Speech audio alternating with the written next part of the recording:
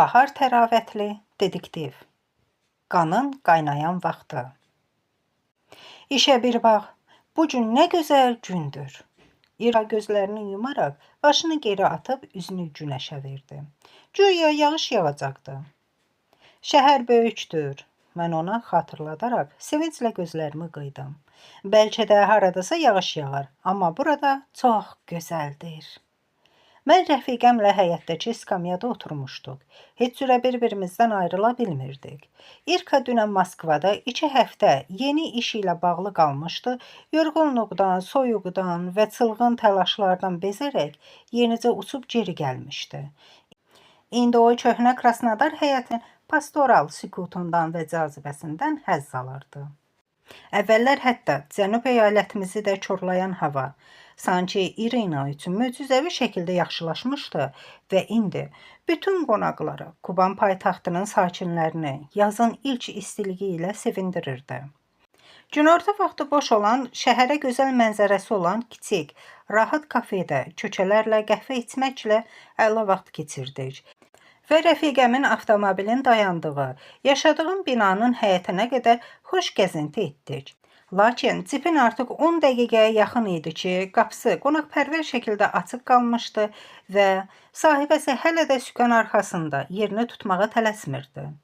Açıq havada soymuş taxta skamya onu şəxsi avtomobilinin dəri kreslosundan daha çox cəlb edirdi.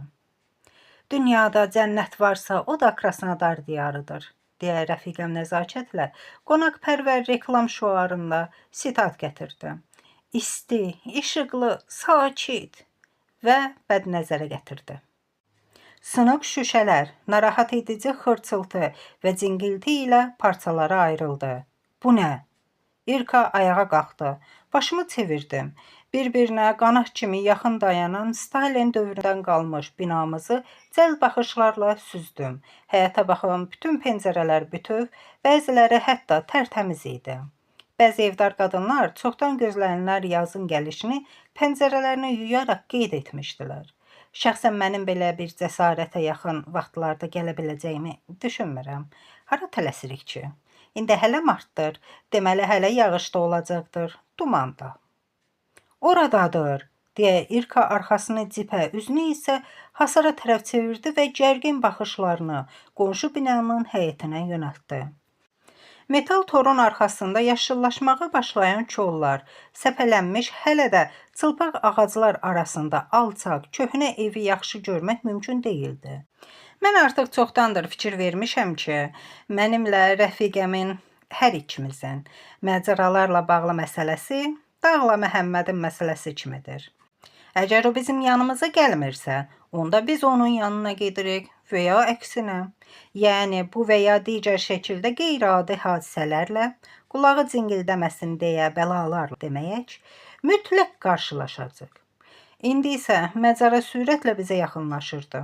Sözün əsl mənasında o kolları sındıraraq bizə yaxınlaşırdı. Hasar sirkələnib titrədi. Sonra istilik borusu üçün metal torda kəsilmiş dəlikdən hansısa monster sürüşüb çıxdı. Ulayan, tüklü, çılpaq və qanlı. Yerimdə donub qaldım. Belə məndə olurdu. Şok vəziyyətdə stupora düşürdüm. İrka isə sadəcə için çəkib dərhal hərəkətə keçdi. Yağmurluğunu çıxardıb hasara tərəf qaçdı və üst paltarından tilov kimi istifadə edərək ulayan çılpağı tutub bükmələdi. Bəli, XL yağmurluğun bir çox istifadəsi ola bilər. Ondan turist çadırı kimi istifadə edə bilərsən. Hətta biraz balaca ölçülü biri üçün dəli gödəkçəsi kimi də etmək olardı. Sakit, sakit, deyə İrka tutduğu çılpağı skamyaya gətirdi və onu oturmağa çalışdı, amma bacarmadı. Monster dəlicəsinə, indicə altından sürünərək çıxdığı hasara baxırdı və ondan əks istiqamətə qaçmağa çalışırdı. Təcili yardım çağır, qız qan içindədir, deyə rəfiqəm mənə dedi və monsterla birlikdə öz cipinə tərəf getdi. Bura gəl əzizim, mənim maşınım tank kimidir. Qız? Deyə mən canlanaraq təkrar etdim. Sol əlim cibimə sürüşərək telefonu çıxardı. Sağ əlimin barmaqları sensor ekrana toxunmağa başladı. Monster çılpaq dabanlarını göstərərək təəccüblü şəkildə itaatkarlıqla maşına mindi. Yaxşı, əla, afərin. Biz burada kömək gözləyəcəyik. İrka sakitləşdirici bir şəkildə mızıldandı və Monsterla birlikdə hələ də açıq olan qapının arasında arxa oturacaqda oturdu. O, çiyninin üstündən mənə baxdı və çımxırdı. Sən gedirsən ya yox? Təcili yardım xidməti, bir nömrəli yarım stansiya, deyə elə bu vaxt yorğun qadın səsi qulağımda səsləndi. Burada bir qadın, deyə mən ünvanı deyərək tam əmin olmadan davam etdim. Fikirləşdim ki, İrka qız dedi. Bu deməkdir ki, Monster'ı yağmurluğuna dolamazdan əvvəl bunu da yoxlaya bilib. O, özündə deyil, qan içindədir. Daha dəqiq deyə bilərsiniz, ona nə olub? Telefondakı səs tələb etdi. Çox saylı yaralar, deyə cibdən rəfiqəm bildirdi. Deyəsən kəsikləri də var. Çox saylı kəsikləri var, mən telefondakına dedim. Nəyin nəticəsində? Bilmədiyim cavab vermək istəmədim, amma vaxtında xatırladım. Deyəsən şüşə sınmışdı, məncə o pəncərədən yıxılıb. Polisə zəng etmisiniz? Yox, çağırış qəbul edildi, lütfən gözləyin, deyib birinci yarım stansiyanın idarə etmə otağında qəbul edici telefon əlaqəsi kəsildi. Cibə yaxınlaşıb içinə baxdım. Monster qorxu içində diksinib, o biri tərəfdəki bağlı qapıya yapışdı, şüşəni qana boyayaraq. Kənara keç, onu qorxutma, deyə rəfiqəm əlini havada yelləyərək məni uzaqlaşdırdı. Seryoqaya zəng elə. Mənə elə gəlir ki, bu polisə aid hekayədir. Təcilidə də belə düşündülər. Mən deyib smartfonun ekranını yenidən toxdum və artıq tanış nömrəyə zəng vurdum. Mənə belə bir gözəl gündə niyə zəng edirsən? Deyə əsl polkovnik kədərlə soruşdu. İfadənin sonu və onu çorlayırsan, səslənməsə də mən asanlıqla təxmin etdim. 20 il ərzində mən xidmətçi dostumun fikirlərini oxumağı öyrəşmişdim. Təcili yardım dedi ki, polisə zəng edim. Deyə mən günahı dispetçerin üstünə atdım. Təcili kimə lazım oldu? Lazurçik sərtləşdi, hətta qəzəbləndi. Uzatma, qısa kəs. İrka ilə həyətdə skamyada oturmuşduq, deyə mən təlislik danışdım. Elə bir şey etmirdik. Primus təmir edirdiniz, deyə polkovnik söz atdı. O da son 20 ildə məndən bir şey öyrənmişdi. Klassiklərdən sitat gətirirdi. Xeyr, biz sadəcə özümüzü günəşə verirdik. Birdən cınq, brınq, tınq, danq, bank, şüşə qırıldı və hasarın altından çılpaq bir qadın sürünərək çıxdı. Sən nə sayaqlayırsan? Günəş başına vurub, günün ortasında hasarın altından nə çılpaq qadın? Belə, deyə mən xatirəmi təzələyərək yenidən cipə baxdım. Dəli görünüşlü, dağınıq və qanlı. Deyəsən onun çoxsaylı kəsikləri var. O nə deyir? Heç nə, zingildəyib ulayır. Harada? Mənim həyətimdə, İrkanın maşınında. Başa düşdüm, gözləyin. Nə oldu? Smartfonu qulağımdan ayırdığımı görən rəfiqəm məni tələsdirdi. Hamı gəlir, gözləyirik. Lena, orada nə baş verir? Bizim sayıq ev müdürümüz Marinka Losiyeva pəncərədən məni çağırdı. Kəsikləri olan bir qadın. İlk yardım göstərdiniz? Yox, deyə İrka üzünə gəldi. Lenka, yük yerində ilk yardım çantası var. İndi biraz pambıq və perkis gətirəcəm. Losiyeva onun sözünü kəsdi və pəncərədən gözdən etdi. Ancaq bir dəqiqə sonra binanın girişində göründü. Qurbanın yanında arxa oturacaqda əyləşən İrka və Marinka 4 əllə onun qanını pambıq yastıqla sildilər. Proses zamanı Losiyevanın bu qadını tanıdığı məlum oldu. Daşin, bu sənsən? O içini çəkdi. Mara xala.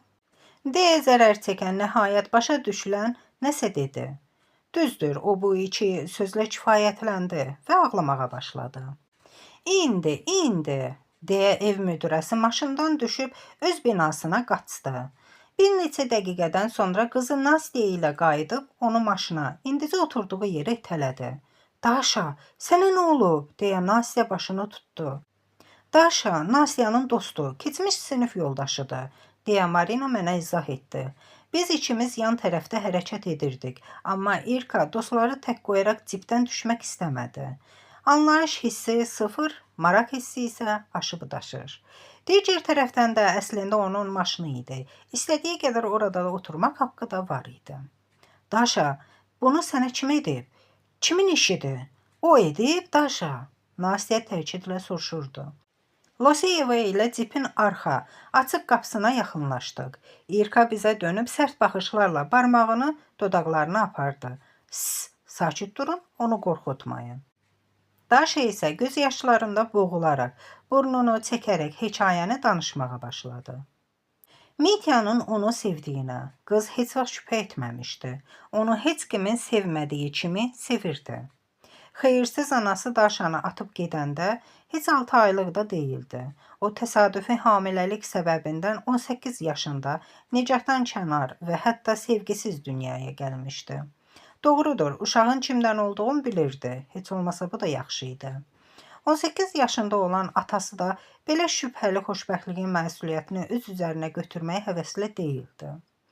Onun özün, anası da tək böyütdüyü üçün tək başına uşağı böyütməyin nə olduğunu yaxşı bilirdi. Xoşbəxtlikdən atasının anası vicdanlı və ləyaqətli çıxdı. Hamı tərəfindən tərk edilmiş Daşanı qəbul edib qızlığa götürdü. Nəticədə də belə alındı ki, qızın nənəsi, anası, atası isə qardaşı oldu. Bax belə bir qarışıq hadisə. 16 il ərzində Daşanın ciddi, lakin qayğıkeş nənəsi, anası Galina İvanovna var idi. Lakin onun bəxtinin gətirməyi də elə bununla da bitdi. Qız 9-cu sinifi bitirəndə Galina İvanovna öldü. Daşa 10-cu sinifə getməyib kolleci qəbul oldu. Lakin 3 aydan sonra oranı da tərk etdi. Təhsili yarımştat işlə birləşdirmək mümkün olmurdu. Bacarıqsız atası, həm bacısı, həm də qızı olan Daşaya pulla kömək etmədi. Özünə heç çatmırdı. Xoşbəxtlikdən onu mənzildən də qovmadı. Daşa ilə yaşayış sahəsini ədalətli şəkildə böldü. Birini qızın, biri onun, biri də ikisinin. Əvvəlcə hər şey yaxşı idi. Amma sonra atası evlənmək qərarına gəldi. Evə uşaqlı sevgilisini gətirdi. Daşa dərhal artıq biri olduğunu hiss etdi. İş və təhsillə də onun bəxti gətirmədi. Gəl də bir gətirsin. Daydayın olmadan layiqli bir şey tapmağa çalış. Ay tapdını. Şəxsi cəbhədə də davamlı məğlubiyyətlərə uğradı. Rastlaşdığı oğlanların hamısı dəyərsiz, fərsiz çıxdı. Biri cürbəcür otlardan çəkirdi. İkinci qumar alüdecisi olmuşdu. Üçüncüsü isə sağlam həyat tərzini müdafiə edirdi və motosiklet yarışçısı idi. Amma o Daşanı öz polad atında çox uğursuz sürdü. Sonra cərrahlar qızın qolun, ayağın parça-parça şəklində bir-birinə yapışdıra bildilər. Onun hələ axsamağı özü möcüzə idi. Bəs indi o ki lazım idi? Kasıb, təhsilsiz və bəxtsiz. Yalnız Mityaya. Daşa əvvəl tam başa düşmədi ki, bu yaraşıqlı, səssiz oğlan elə-belə onun yolunun üstündə görünmür. Demək, gülməli olsa da, amma qonşu, qocalıb əldən düşmüş yaşlı qadın, qızın gözlərini açıb qəfildən onu yola gətirməyə başladı. Daşenka, sən baxma ki, Mitya belə qəribə oğlandı. Əslində o çox yaxşı, etibarlı biridir. Əlində peşəsi, layiqli gəliri və 2 otaqlı mənzili. Niyə sənə uyğun olmasın ki? Beləliklə, qonşusu onların arasını düzəltdi və Daşa ilə Mitya bir araya gəldilər. 6 aya yaxın nicatsız bir yerdə yaşayıb bir-birinə öyrəşdilər. Sonra isə evləndilər. Xeyr, onlar toy etmədilər. Daşa pulunu yığırdı. Belə də toya dəvət edəcək heç kəs yox idi. Atası ilə onun yeni ailəsini dəvət edəcəkdi ki, hansılar ki, Daşa ortaq mənzildən əşyalarını çıxaran kimi onu unutdular. Qonşu müdrik nənə düz dedi. Daşa Mitya ilə daş divar arxasındakı kimi yaşayırdı. O bütün pullarını evə gətirirdi. Arvadına hədiyyə alırdı. Onu sevindirmək üçün hər cür cəhdlər edirdi. Onu restoranlara, klublara aparmırdı. Utanırdı. Ancaq özünün kalinkasında dənizə və dağlara aparırdı. Gözəl, kimsəsiz yerdə çadır qurmağı, səs-küy və təlaş olmadan açıq havada istirahət etməyi sevirdi. Axı Daşaya başqa nə lazım idi? Niyə o dinc və xoşbəxt yaşaya bilmədi? Yəqin ki, anasının genlərinin təsiri idi. O gəzəyən biri idi və Daşa da yəqin ki, onun kimi oldu. Sən demə, Mitya qısqanc biri imiş. Əvvəlcə Daşa bundan ləzzət alırdı. Onun qəzəbli fısıldaması, açıq dekoltesinə narazı baxışları və getdikcə yuxarı qalxan çox qısa ətəyini dartmaq, uzatmaq üçün etdiyi əbəs cəhdləri. Sonra qalmaqallar, mübahisələr başlayanda işlər kədərləndi. Zamanla daha dəhşətli oldu. Çünki qısqanc ərin qəzəbi iyrənc sözlərlə deyil, heyvan kimi nərildəyəndə lap pisləşdi. Mitya yumruqları ilə divarları döyür, qapqacağı sındırırdı, amma arvadına toxunmurdu. Daşa əvvəl onun hirsindən soyuyacağını və bununla barışacağını düşünürdü. Daha nə edə bilərdi? Axı onu sevirdi. Səhv etdi axmaq. Növbəti qalmaqaldan sonra ər ucadan qapını çırpıb getdi və daha evə qayıtmadı. Əvvəlcə Daşa xoşbəxt idi. Vau, azadlıq! Heç kim ona nəzarət etmir, geyimlərini tənqid etmir və ya telefondakı mesajlarını yoxlamaq üçün narahat olmur. Ancaq görünür Mitya hələ də onu izləyirdi. Çünki tezliklə başladı. Əri ona mesajlar göndərməyə başladı. Əvvəl təhqir edici, sonra təhdid edici. Ona cürbəcür ağır sözlərlə adlandırıb cəzalandıracağına söz verirdi. Bir gecə isə hətta öldürəcəyini də yazdı. Daş əlbəttə ki, buna inanmırdı, amma onun rahatlığı itmişdi. Belə bir şey kimi xoşuna gələrdi ki, Mitya isə geri qalmırdı. Gah qaranlıqda pəncərəni döyərdi. Mənzil 1-ci mərtəbədə idi. Daşa pəncərədən çölə baxırdı, orada heç kim yoxdur. Gah da eyhamla qapının altına iyrənc bir şey atırdı. Solmuş çiçək, əzilmiş tarakan, bir dəfə isə ölü siçan. Qonşu olan yaşlı qadın isə onu sakitləşdirərək deyirdi ki, siçan və tarakan onun da bədnam, əclaf pişiyinin oyunudur. Lakin Daşa buna inanmırdı. Niyə qonşusunun pişiyi birdən onun düşməninə çevrilsin? Yox, bu Mityadır, başqa heç kim. O bir gün isə birdən-birə söyüş və hədə-qorxu olmadan adi bir insan xahişi ilə normal mesaj göndərəndə qız sevindi. Yazırdı ki, ambarcıqda olan balıq tutmaq üçün alətlərini mənə qaytar Daşa. Nəhayət ki, Daşa düşündü. Əsəblərinin öhdəsindən gəldi, vəziyyətlə barışdı, balıqçılıqla əsəblərini sakitləşdirməyə çalışacaq. Amma ərinin bütün hədələrindən sonra yenə də onunla görüşmək istəmədi. O belə qərara gəldi ki, Mitya yaxınlaşıb damafona zəng edəndə tilovları və torları binanın giriş qapısındakı meydançaya qoyub, özü tez mənzilə qayıdacaq, qapını kilidləyəcək və bundan sonra onun üçün binanın giriş qapısını açacaq. Bu normal plan deyildimi? Məntiqli və təhlükəsiz. Əri razılaşdı. Təyin olunmuş saatda Daşa damafonun zəngini eşitdi. Tilovları mənzildən çıxardıb, onları ehtiyatla girişin küncünə qoydu. Artıq mənzilin açıq qapına tərəf çevriləndə birdən... Yox, onu vurmadı.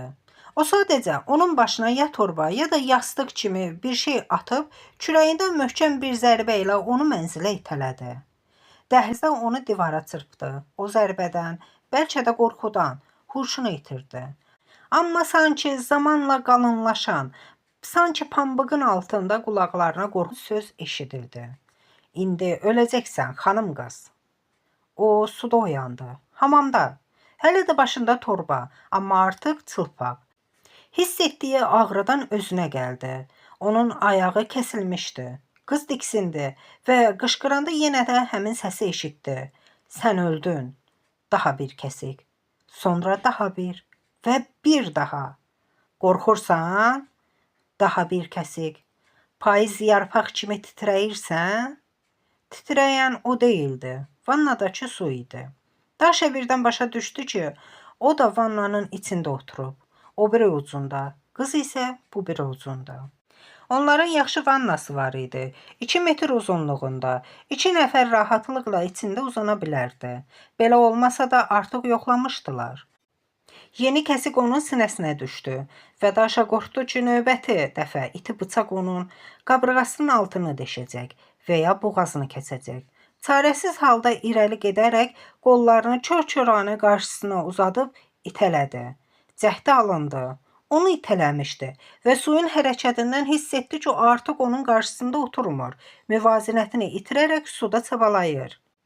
Düşməninin suda çabalamasına yalnız sayılı saniyələr qalırdı və o hər birindən istifadə etdi. Vannadan çıxa bildi. Sürüşərək hamamdan bir təhər dəhlizə atıldı. Oradan mətbəxə qaçıb başı irəlidə, hələ də torbalı halda pəncərədən özünü atdı. Nə yaxşı ki, onlar pəncərəyə barmaqlıqlar qoymamışdılar. Mənzil də birinci mərtəbədə yerləşirdi.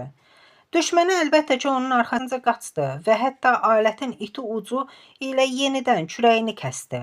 Amma pəncərədən onun ardınca atılmadı.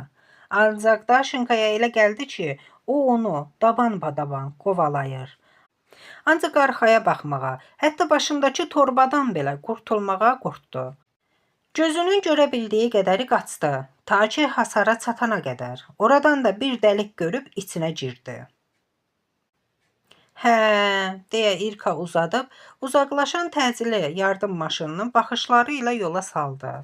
Nə hekayə, sevgi və qan. Hə, yeri gəlmişkən qan, deyə mən gec də olsa bildirdim. Deyəsən sənin yağmurluğunun sonu çatdı.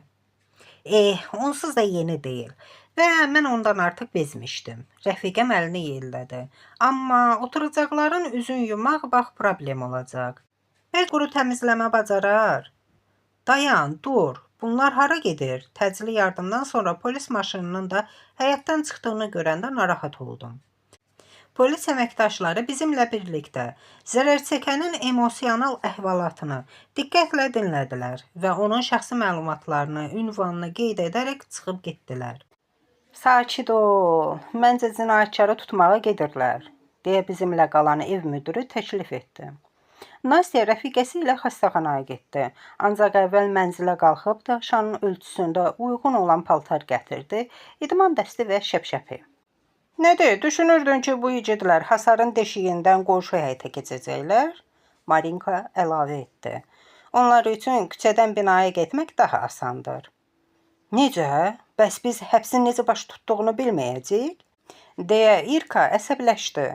Onların arxasınca qaça bilərik, deyə mən də təklif etdim. Ya da deşikdən sürünüb keçə bilərik. Amma yox, biz daşa qədər arıq deyilik.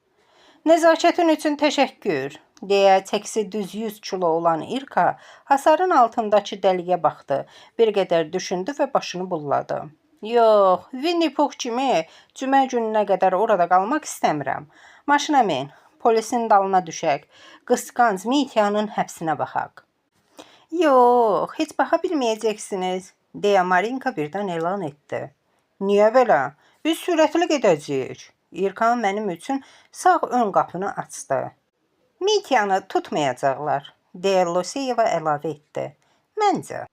Niyə? Səncə arvadını az qala öldürən ər belə asanlıqla buraxılacaq? Mən heç nə başa düşmədiyim üçün soruşdum. Ona görə yox. Marinka oturub hasarın altındakı əzilmiş və yıxılmış payız güllərini canlandırmağa çalışdı.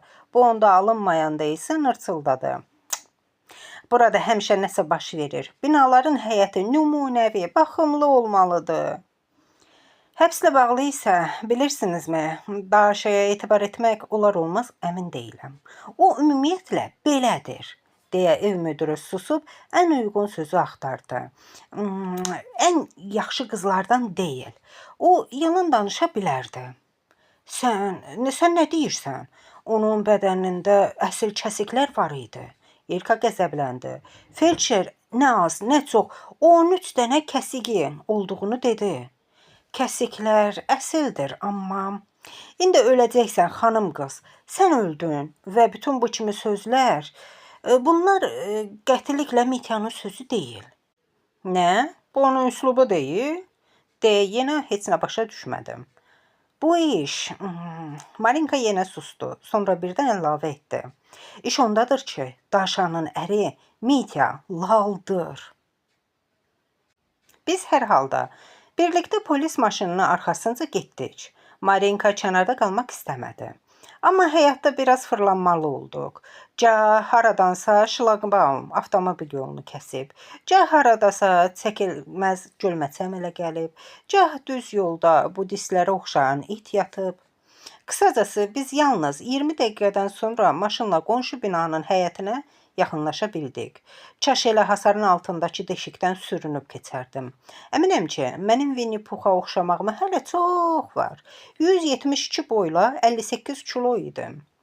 Ümumiyyətlə, heç bir möhtəşəm həbs görmədik ki, Marinka haqlı çıxdı. Bizdən biraz daha çox şey görən, orada yaşayan qarı dedi ki, polis gəlib ətrafa baxdı. Qapı bağlı olduğundan sınmış pəncərədən içəri girdilər. İçəridə heç kimi tapmadılar və əliboş getdilər. Yəni, heç kimi tutmadan getdilər. Bizim də yollarımız ayrıldı və hərəmiz öz evlərinə getdik.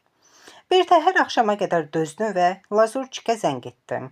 Mən onu saat 8-ə yaxın yığdım ki, bu vaxtda polkovnik artıq işlərdən azad olub, subaylıq hökm sürən yuvasına çatmış idi. Hətta Allahın və çatdırılma xidmətinin göndərdiyi şam yeməyini də bitirməsi gərəkdi. Az kişini suallarla bezdirməyin mənası yox idi. Mən də sənin nə vaxt zəng edəcəyini gözləyirdim, deyə Seryoqa məni qeyri-adi xoş əhval-ruhiyyədə qarşıladı. Görünür, Allah və çatdırılma xidməti səxavətli olmuşdu. Bilirəm, sizin İlka ilə prinsipinizi, biz cavabdehik, kiməki və sair və ilaxır. Soruş, daşanı kəsik-kəsik edəni tuta bildiniz? Məni çox dilə tutmaq lazım deyildi. Məsuliyyətə cəlb etdik, deyə Lazurçik düzəliş etdi. Bizə isə dedilər ki, o mənzildə yox idi. Mən biraz dilxor oldum. Mən yanılmağı və aldanmağı sevmirdim. Doğrudur, mənzildə yox idi, deyə polkovnik razılaşdı. Onu bağ evində tapdılar. Ayaqda durmayan, yəni tamamilə sərxoş vəziyyətdə. Mitya, Daşanın əri, deyə aydınlaşdırdım. Bəli, vətəndaş Dmitri Vasilyeviç Pakrışkin, tamamilə doğrudur. Seri, birdən o deyilsə, onda necə, deyə narahat oldum. Bu, nə deməkdir, o deyilsə? Yəni, o daşa hücum etməyib. Bəs onda kim idi? Polkovnik təəccübləndi. Özün mühakimə et. Onun binaya giriş qapısının və mənzilinin açarları var idi. Ehtiyat açarı dəstə. O, çətinlik çəkmədən binaya daxil ola bilərdi. Mənzilə də. Amma niyə o da aşağıdan onun üçün qapını açmağı xahiş etdi? Onu qəfil tutmaq üçün əlbəttə. Yəni o binaya girdi, ancaq açarla belə mənzilə girə bilməzdi. Çünki qapı içəridən zəncirlə bağlanmışdı. Buna görə də daşa qapıdan yox, pəncərədən qaçdı. Anlayaraq fikrimi yürütdüm. O qapıda uzun müddət zəncir çobalamalı olacaqdı. Görürsən, hər şey başa düşürsən, deyə polkovnik məni təriflədi. Hər şey yox, mən etiraz etdim. Onu nə ilə kəsib? Silah nə olub? Ülgüc. Bəs onun üzərində Mityanın barmaq izləri var? Yəni vətəndaş Pakrışkinin? Lazurçik tərəddüd etdi. Seri, susma. İzlər var ya yox? Yox, əlbəttə ki, yox. Dostumun səsində təəssüf hissi var idi. Hansı izlər? Ülgüc hamamda, suyun içində idi.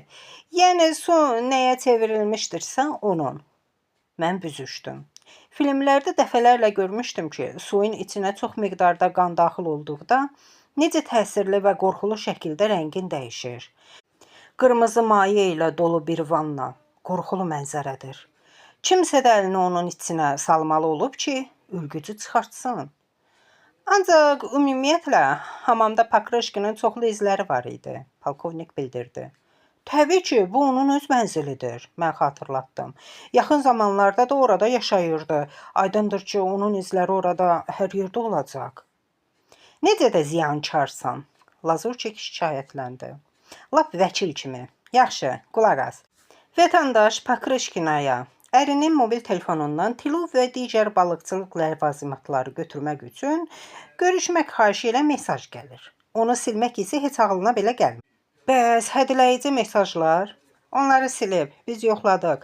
Onlar da onun telefonundan göndərilib. Polkovnik rahatlıqla əsnədi. Beləliklə, sən özün başa düşürsən ki, bu vəziyyətdə qəssab Cek kimidir. Qısqanc ər. Adi işdir, həmişəki kimi. Deyə bilərəm ki, klassika. Yox, bu adi iş deyil. Mən razılaşmadım. Seroja şübhəli dindirildi. Sabah biraz yatdıqdan sonra onu dindirəcəklər. Sənə deyirəm axı o sərxoş idi. Və nə mö, nə bö, ancaq elə mələyirdi. Əlbəttə ki, o mələyəcək, Lazurçik, o laldır. Nədir? Həm söhbətimin də sərxoş olduğundan şübhələnirdim. Əlbəttə ki, tam yox. O hər halda bə və mö deyə bilirdi. Laldır, yəni danışa bilmir, səssizdir, sözsüzdür, dilsizdir. Mən səxavətlə sinonimləri düşədim. O danışa bilmir, Seryoqa. O heç danışa bilmir. Niyə belə? Bu daha bilmirəm nədəndir. Həkimlərin diaqnozu özləri qoyarlar. Amma faktlar faktdır. Dmitri Pakrışkin, Turgeyevin qapıçısı Gerasim kimi laldır. O daşanı kəsərkən sən öldün və ya indi öləcəksən kimi sözlər deyə bilməzdi. Hə? Maraqlı məlumatdır. Yaxşı, bunu aydınlaşdırarıq. Lazurçik söz verdi və səhv etdiyini etiraf etməmək üçün dərhal əlaqəni kəsdi. Hətta balın çəlləyində də qətran var. Mən artıq yatmaq üçün 20 girəndə mənə zəng edən İlka elan etdi. Bax, bugün biz, səninlə mən Bahara heyran idik. Amma bütün üstünlükləri ilə yanaşı, onun mənfi cəhətləri də var. Bütün fəsillərdə olduğu kimi, mən də öz növbəmdə bildirib, səssizcə ovucumun içinə əsnədim. Puşkini xatırlayırsan? Ah, gözəl yay, səni sevərdim. İsti olmasaydın, toz, ağcaqanad və milçəklər olmasaydı. Ah, milçəklər, baharda qanı qaynadan, təkcə istilik və toz deyil. Psixi pozğunluqların bu mövsümdə artmasından danışırsan? Aha, mən internetdə statistik məlumatlara və cinayət hesablamalarına baxdım. Həmin məlumatlara baxanda, bu qanın qaynayan vaxtında bütün ölkə sanki qana bürünür. Təkcə paytaxtda, hələ martın ilk həftəsində bir neçə qanlı ailə drama baş verib. Təsəvvür edirsən?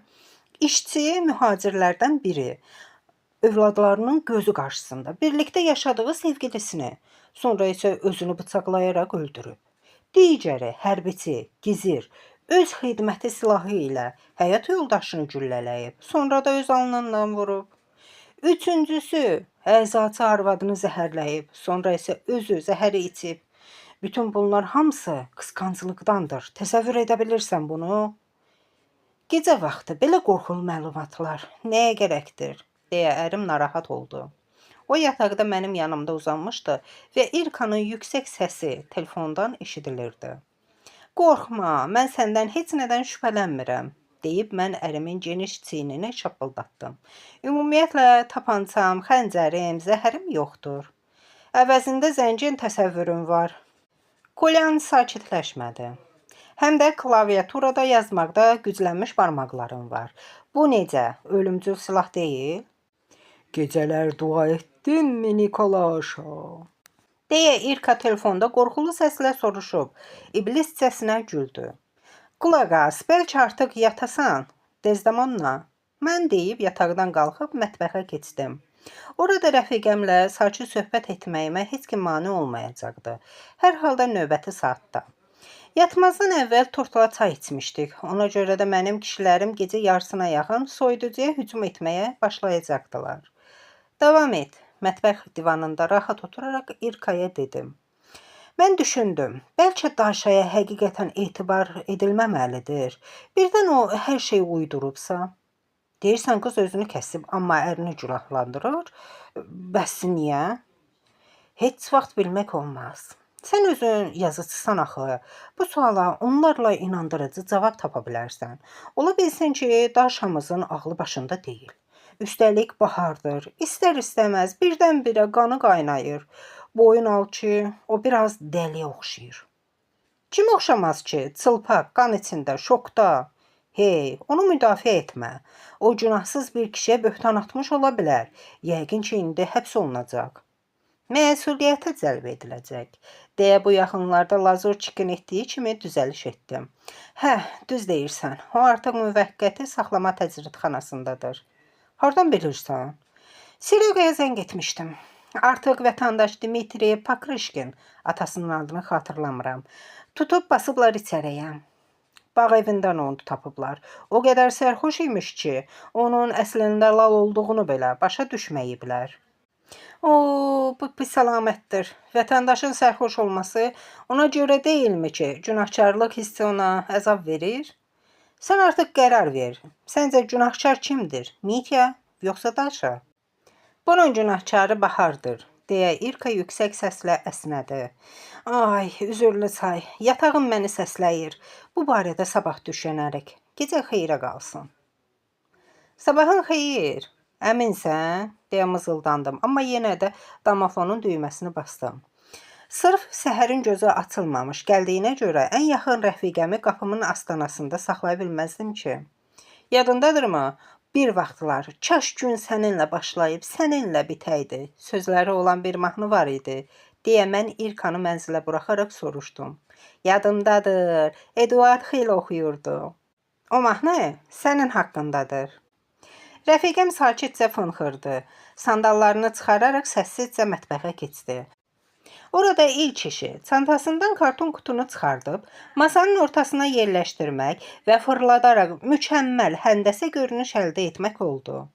Dadlı qoxusu var, o nədir? Deyə mən əlimi şəkilsiz, yazısız ağ qutuya uzatdım. Amma İrka əlimin üstündən vuraraq dedi, bu oğlanlar üçün səhər yeməyidir. Asetin ətli piroqu. Düzgün adı fıджindir, deyə üzümə kədərli şəkil verdim. Çox dadılıdır. Dadılıdır, amma sağlam deyil. Sən kökəlmək istəyirsən? Budur, moruq, deyə İrka çantasından plastik qutu çıxartdı. Bax, səhər tezdən sənin üçün özüm yığmışam. Mən bunu qiymətləndirirəm, deyə minnətdarlıqla başımı tərpətdim. Ciləmeyvə dolusu qutunu götürüb çəpəki çantasına baxdım. Orada təsadüfən qəhvə yoxdur. Sən geyinənə qədər mən qəhvəni hazırlayacağam. Bunu deyən rəfiqəm mismardan önlüyü görüb boynuna saldı. Get hazırlaş, biz tələsməliyik. Mən hazırlaşarkən moruqdan dimdiklədim və qəhvəni isə termostekana töküb özümü götürdüm. Belə tezdən hara gedirik? Boş həyətə göz gəzdirib, artıq binanın çıxışından çıxanda soruşdum. Daşanın evinə, qəti və məqsədli İrka dayanmadan pilləkənlərlə aşağı düşdü. Kofedən bir qurtum aldım və ona çatmağa tələsdim. Niyə ora gedirik? Orada insanlar var, Lena, insanlar. Yoluna davam edərək vacib tonda rəfiqəm cavab verdi. Gözləri və qulaqları olan vətəndaşlar, yəni Pakrışkin cütlüyünün həyatı haqqında görənlər, eşidənlər və bəzi nəticə çıxaranlar. Hansıları ilə ki, bizimlə bölüşəcəklər bu saat. İntonasiyamla inamsızlığımı bildirdim. Şəxsən mənimlə səhər 6-da kimsə söhbət etməyə başlamaq istəsəydi, sorğunun təşkilatçısı ilə yalnız xalq müdrikliyini bölüşərdim. Lakanik bir mesajla onu çox uzaqlara göndərərdim. Dönənki nənə söhbəti etməyə etiraz etmədi, deyə İrka xatırlatdı. Onun torlu çantasında it qurabiyəsi qutuları var idi. Hər halda özü üçün almayıb ki. Yaşlı it sahibini gözləmək və xoş söhbət müqabilində itin vacib səhər işlərini görməsi üçün lazım olan kömək etmək istəyirsən? Hər şey necə aydın şəkildə ifadə etdiyini xoşlayıram. Deyə rəfiqəm razılıqla çiynimi şappıldatdı. Dünənki səhvimizi təşərlanmayaraq piyada qonşu həyata yollandıq. Bu maşından daha tez oldu. İrina müdrik qadındır. Onun hesablamaları düz çıxdı. Yaman gündə olan qazonun otları arasında fırlanıb, mənşəyi naməlum olan otları qoxlayan balaca, pırpız tüklü it gəzişirdi. Dünənki nənə isə bu balaca məxluqu gözdən qoymadan qoruyurdu. Əlində kəmənd halqasına bükülmüş ip, üzərində isə ölümcül, cansıxıcılıq ifadəsi var idi. Biz görünəndə yaşlı qadının üzünün ifadəsi dəyişdi və o canlandı. Qızlar, siz yaman tez-tez buraya gəlməyə başladınız, deyə qadının səsi eşidildi. Xoş sözləriniz üçün təşəkkür edirik, deyə İrka gülümsədi. Artıq 20 ilə yaxındır ki, heç kim mənə qız demirdi. Mənim 82 yaşım var və hələ kim təqaüdə çıxmayıbsa, onların hamısı mənim üçün qızdır, deyə yaşlı qadın da gülümsədi. Niyə belə tezdən gəlmisiniz? Haradansa pəncərə açıldı və Toz, bu kimlərdir? deyə siqaret tüstüsü buludu ilə eyni vaxtda bizə səs çatdı. İkinci mərtəbədən, daxmanın çardaq pəncərəsindən baxan küplü qarı kimi, tamamilə quldura bənzəyən, ağzında siqaret və çox qəribə bir şüşəsi sadə, digəri isə qara rəngdə olan eynək taxan başqa bir yaşlı qarı bayıra baxırdı. "Marusya, mən özüm həll edəcəm," deyə qarı kəskin şəkildə qoca quldura baxaraq söz verdi. "Bağışlayın, Anatonina, atanızın adı nədir?" deyə mən qarıdan soruşdum. "Markovna." "Antonina Markovna, bizə Pakrışkinlər, Dimitri və Darya haqqında qonşulardan rəy toplamaq lazımdır." Mən rəsmi tonda dedim. Qənaətkar İrka mənim versiyamı dəstəkləyərək dərhal çantasından dəftərçə və qələm çıxardıb nümayişkaranə şəkildə yazmağa hazır olduğunu göstərdi. "Siz açıq-aydın hər tərəfdən xəbərdar olan, konfliktsiz biri kimi bizə onlar haqqında nə deyə bilərsiniz?" "Axır ki, boşanırlar qumru quşları. İndi güman edirəm ki, artıq səbəbi göz qabağındadır. Mən Mityaya demişdim, o sənin tayın deyil. Gözü başı oynayan biridir. Heç bir dəyəri olmayan bir qızdır. Cəmi 9 illik təhsili, əlində heç bir peşəsi, gəliri, cehizi, hətta layiqli qohumları belə yoxdur." Qarı danışdıqca qızışırdı. "Mitya tamamilə fərqli biridir. Etibarlı, qərarlı, çalışqan. Hə, nə olsun ki, dilsizdir. Susan ər qadının xoşbəxtliyidir. Duzlu boş haqqında heç nə deməyib, əlavə heç nə də soruşmayacaq." "Dalaşırdılar," deyə İrka dəftərçəsinə nəsə cızaraq dedi. "Allah bilir, Mitya laldır. Qız sadəcə sakitdir. Heç dinib danışmazdırlar. Hərdən salam belə deməyib yanımdan keçib getməyə çalışardı. Binanın divarları qalındır. Hələ Stalindən qalma binadır. O biri üzündə nə baş verdiyini eşitmək olmur. Onların da mənzilində nə baş verdiyini heç kim bilə bilməz," deyə qarı açıq-aşkar təəssüflə bildirdi. "Ancaq əgər Mitya öz evini tərk edibsə, deməli bu qıvraq ilan onu nə iləsə bezdirib. O burada valideynlərinin köhnə evində yaşamağı xoşlayırdı. 2 otaqlı yaxşı mənzildir, qarajı da var idi," deyə qarı iti çənəsi ilə adı çəkilən tikililəri başı ilə göstərdi. "Mityanın orada alət və materialları var. O kafel ustasıdır axı." "Qız isə ona xəyanət edirdi," deyə qoca quldur mötəbər bir şəkildə söhbətə qarışaraq bəyan etdi və qəribə eynəyini düzəltdi. "Haradan bilirsiniz?" Səs tərəfə başını qaldıran İrka soruşdu. "Haradan bilirsiniz?" deyə qarı da onu təqlid etdi. "Elə buradan bilirəm. Pəncərədən baxırdım və axşamlar yad birinin maşını ilə onu evə gəldiyini gördüm." "Taksidir bəlkə," deyə mən güman etdim. "Hə, maksi taksi," deyə qarı bu səfər məni təqlid etdi. "Gümüş kimi parıldayan, 6 yerlə sürünən bir maşın idi. Belə maşınlarla taksiçilik etməzlər." "Markası, nömrəsi?" Nömrə, ağlım başındadır," deyə qoca quldur ehtiyatla yumruğunu alnına vurdu. "Bir gözüm -6-dır, digər gözüm isə tamamilə katarakta tutub. Rəqəmləri necə görə bilərəm? Mən ancaq poçt və aksız markaları bilirəm." "Bir də alman pulları da var idi, yadındadır?" deyə qoca rəfiqəsi ona təklif etdi. "Sən gözlə hələ pullarınla," deyə qoca quldur siqaretini yellədi və bizi yenə tüstü bürüdü. Maşın gümüş idi. Qabağında isə pişik oturmuşdu. "Pişik? Sükan arxasında?" İrka təəccübləndi. "Heyvanları yalnız sirkdə, öz nəqliyyatlarında görmüşdük.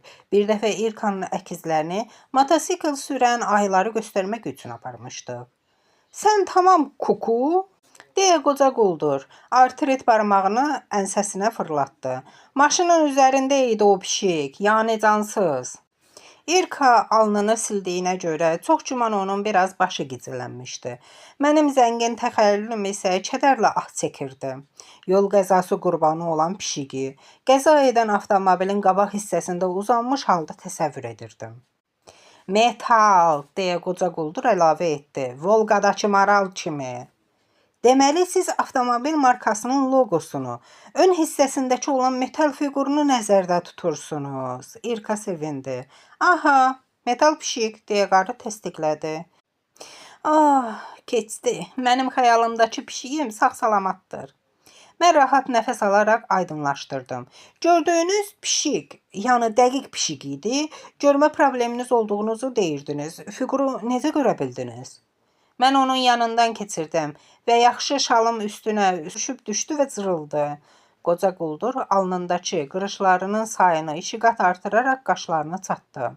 Şalı açana qədər yaxşıca baxdım. Bəs sürücüyə nəzər saldınız? İrka ümidlə soruşdu. O maşında yox idi. Olmasa dişimin dibindən çıxan hamısını onun yüzünə deyərdim. Öz zırıltısı ilə binanın girişini bağlamışdı. İndi hörmət yoxdur ki, qocaya, uşağa, deyə qoca quldur görünməz rəqibinə yumruq sirkələdi. Marusiya, hirslənmə, deyə Antonina Markovna ona qışqırdı. Get, karvalol iç. Gəl birlikdə içək. Qoca quldur rəfiqəsinə təklif etdi. Karvalol olmasa da, çay, yaxşı yumuşaq zəncəfil kökələrim, pryaniklarım var. Gələrəm ha, bircə Vanya işini bitirsin. Deyə qarı çömbəlib kolun altına baxdı. Vanya? İrka təkrarladı. Bizim bircə kolların altından çıxan Vanyamız çatmırdı. Onun etidir, tam adı zəncir otudur, adı Vançik. Qoca quldur gülərək pəncərədən gözdən itdi. Antonina Markovna ev heyvanını tutaraq girişə tələsdi. Burada daha sorğu-sual ediləcək başqa heç kim yoxdur. İrka ah çəkərək nədənsə kolun altına baxdı. Gedək buradan, biz biraz cırıldamalıyıq. Cırıldamaq, fikirləşmək, deduktiv mülahizələrlə məşğul olmaq demək idi. Skripka çalarkən yaradıcı düşünən Sherlock Holmesun metoduna əsasən. Mən simli alətlərdə çala bilmirdim. Yalnız pianinoda çala bilirəm, amma sübut edilmiş bir üsuldan istifadə etməyə etiraz etmirəm. Üstəlik dostumla tandemimizdə Sherlock Holmes sosialist əməyinin qabaqcıl işçisi bayrağı kimi keçib gedən bir tituldur. Kimin beyni daha yüksək səslə cırıldayırsa, Sherlock odur. Səhər tezdən 7-dən bir neçə dəqiqə keçmişdi və sivil yemək müəssisələri hələ açılmamışdı. Amma yaxınlıqda 24 saatlıq açıq olan kiçik bir qəhvəxana bilirdim. Sahibləri onu ağıllıca şəhər ətrafı qatar stansiyasına yaxın bir yerdə açmışdılar. Və məlum məsələdir ki, orada həmişə uyğun olmayan bir saatda isti, hətta qaynar içkilər istəyən biriləri mütləq olur. Spesifik, lakin rahatlıq verən bir yer idi. Non-stop aşxana adlanırdı. Piştaxta arxasında oturan iri, yaşlı xanımı çətin ki, indi dəbdə olan barista sözü ilə çağırmaq mümkün olsun. Klassik sovet aşçısı idi. Səliqəli, sadə tipli. Fırfırlı önlükdə, krojavalı başlıqda, ucuz qızıl üzüklü, dolğun barmaqlı, yer kökü rəngində boyanmış dodaqlı. Aşçı o qədər yavaş hərəkət edirdi ki, hətta kiçik növbə də yaratdı. İrka təsirli təbəssümlə orada dayandı və mənə piştaxtadan uzaqlaşmaq üçün işarə etdi. Mən də razılaşdım və boş masalardan birində oturdum. Təxminən 15 dəqiqədən sonra rəfiqəm dolu nimçə ilə gəldi. Mən artıq qarşı müəssisənin hipnotik, yanıb sönən, xarab işarələrinin təsirindən yuxulayaraq ovcumun içinə əsnədim. Yanıb sönən hərflərdən yalnız xana inadla yanıb sönürdü. Camaşırxana, çayxana, deyə mən ucadan tələsmədən, yanmayan hərflərin hansı söz yarada biləcəyini düşündüm. Sadəcə menxana, İrka masanın üstünə nimçəni qoyaraq təklif etdi. İngilis dilindən men sözündən, kişilər üçün xüsusi yer. Fahişxana, nə yoxsa nə, deyə mən ayıldım. Yox, əlbəttə yox, deyə rəfiqəm məharətlə qəhvə stəkanlarını və pirojok boşqablarını nimçədən masaya qoydu. Əslində ora sadəcə plemenixanadır, amma fahişəxana ideyasının haradan gəldiyini başa düşürsən. Darya Pakrışkananın demək olar ki, pozğunluqla ittiham edən qarılarla söhbətdən ilhamlanaraq. Başımı tərpədərək, qalın, qıpqırmızı və sanki lakla örtülmüş kimi par-par parıldayan pirojokun birinə hücum etdim. Alma mürəbbəsi ilə əbədi klassika. Deməli, Darya ərinə xəyanət edib. İrka da klassik pirojokdan birini götürdü. Bu bizə nə verir? Bizə heç nə. Amma Pakrışkinin vəkili üçün bu, aldadılmış həyat yoldaşına rəğbət oyatmaq üçün bir fürsət. Qısqanclıq yüngülləşdirici hal olmasa da, sübut etmək olar ki, Dmitri affekt halında olub. Dayan, sən inanırsan ki, xırç-xırç ülgüzlə ərə edib? Rəfiqəm bir əlində pirajok, digərində isə stəkan, sanki möhtəşəm kraliça imperatrica əlində hökmdar əsası ilə kürəsini tutmuş kimi donub qaldı. Niyə axı dərhal o? Çünki Darya ilə görüşü məhz o təyin edib. Bu təsadüf ola bilərdi. Həm də ona görə ki, statistikaya görə məişət zəminində qətillərin mütləq əksəriyyətində qurbanın arvad olduğu halda günahkardır və ya əksinə. Mən bu statistikanı bilirəm. Lazurçik daim onlara istinad edir. Çünki onlar bizim cəsur polislərimizə, cinayətkarların axtarışında, vaxt və səylərə qənaət etməkdə imkan verir. Kraliça imperatrica məni əsası pirajoku ilə hədələdi. Amma biz polis deyilik və asan yol seçməyəcək. Bir düşün və məni başa sal ki, necə ola bilər? Lal Dmitri danışa bilmədiyi halda Daryanı təhdid edir. 1, hətta 3. Oturacaqda yerimi rahatladım. O altımda cırıldadı. Düzdür, hamımız bacardığımız qədər cırıldamalıyıq. Birinci versiya. Dmitri tək deyildi. Daryanın başına çuval keçirdikləri üçün o ərinin ortağını görməyib və o lal olmayıb. Bütün bu qız sən öləcəksən kimi sözləri o deyib. Sonra deyə imperatrica İrina biraz fikirləşərək qısa əmr verdi. İkinci. Dmitri ümumiyyətlə orada olmayıb. Qısqanc intiqam atəşindən alışıb yanan ər tərəfindən sifariş almış əclaf Daryanı kəsərək onu hədələyib. Sonra üçüncü. Bütün bu hədəli ifadələr yalnız Daryanın beynində olub. O qorxub, şoka düşmüşdü. Belə bir vəziyyətdə nə desən görə və ya eşidə bilərdi. Belə, deyə İrka fikirli şəkildə pirajoku yedi. Qəhvə stəkanını 2 ovucu ilə tutub, əzəmətli imperatrica deyil, yanaqları şişmiş dağ siçanı, xamiçok kimi etdi. Bizdə qısqanclıq zəminində cinayət varsa, birinci və ikinci versiya uyğun gəlmir. Bunu necə təsəvvür edirsən? Qısqanc ər özü müdafiəsiz, çılpaq arvad martlasın deyə yad adam gətirir? Yox. Daşdan çiçək çıxmır, tamaşa baş tutmur. Biz Stanislavski ilə qışqırırıq. Biz buna inanmırıq. Aha, psixologiyadan istifadə edirsən? Onda səninlə razıyam. Birinci və ikinci versiyalarda şübhə yaranır. Bəs üçüncü? Üçüncüsü də şübhə altındadır. Heç kim Daryanın ağlını itirdiyini demədi. Olmayan səsləri eşitmək isə psixiatrik diaqnozun xüsusiyyətlərindən biridir. Mən qeyri-müəyyən bir şəkildə çiyinlərimi çəkdim. Diaqnoz, xüsusilə də psixoloji diaqnoz qoymuram. İrka qəhvəsini bitirdi. Stəkanı stolun üstünə çırpıb elan etdi. 4-cü versiya var. Bu Pakrışkin deyildi. Amma onun sifariş etdiyi əclaf da deyildi. Bəs onda kim? Düşüncələri izlə, deyə rəfiqəm gözlərini yumdu. Sanki məlumatı daxili baxışı ilə oxuyurdu. Cinayətkar qurbana 13 yara vurub. Lakin onların hamısı yüngül, ölümcül deyil. Sadəcə kəsiklər idi.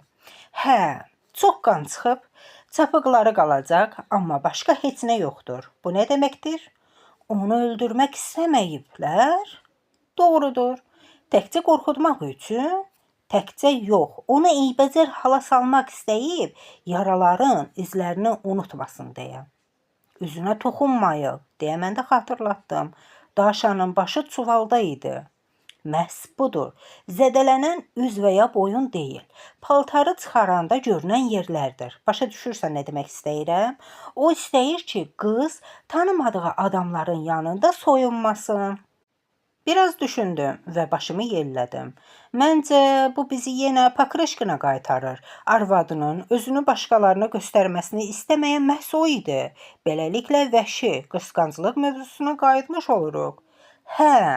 Amma kim dedi ki, gözü başı oynayan Daşanı qısqanan yalnız Dmitri olub? Düşünürəm ki, başa düşdüm. Axı biz bilmirik ki, onun hansısa başqa bir məşuqu olub və ya yox. İlka dərindən başını tərpətdi və özündən razı qalaraq çürəyini oturacağın arxasına söykədi. Watson, demir pişiği olan gümüş rəngli avtomobilin hansı cənaba məxsus olduğunu öyrənməliyik.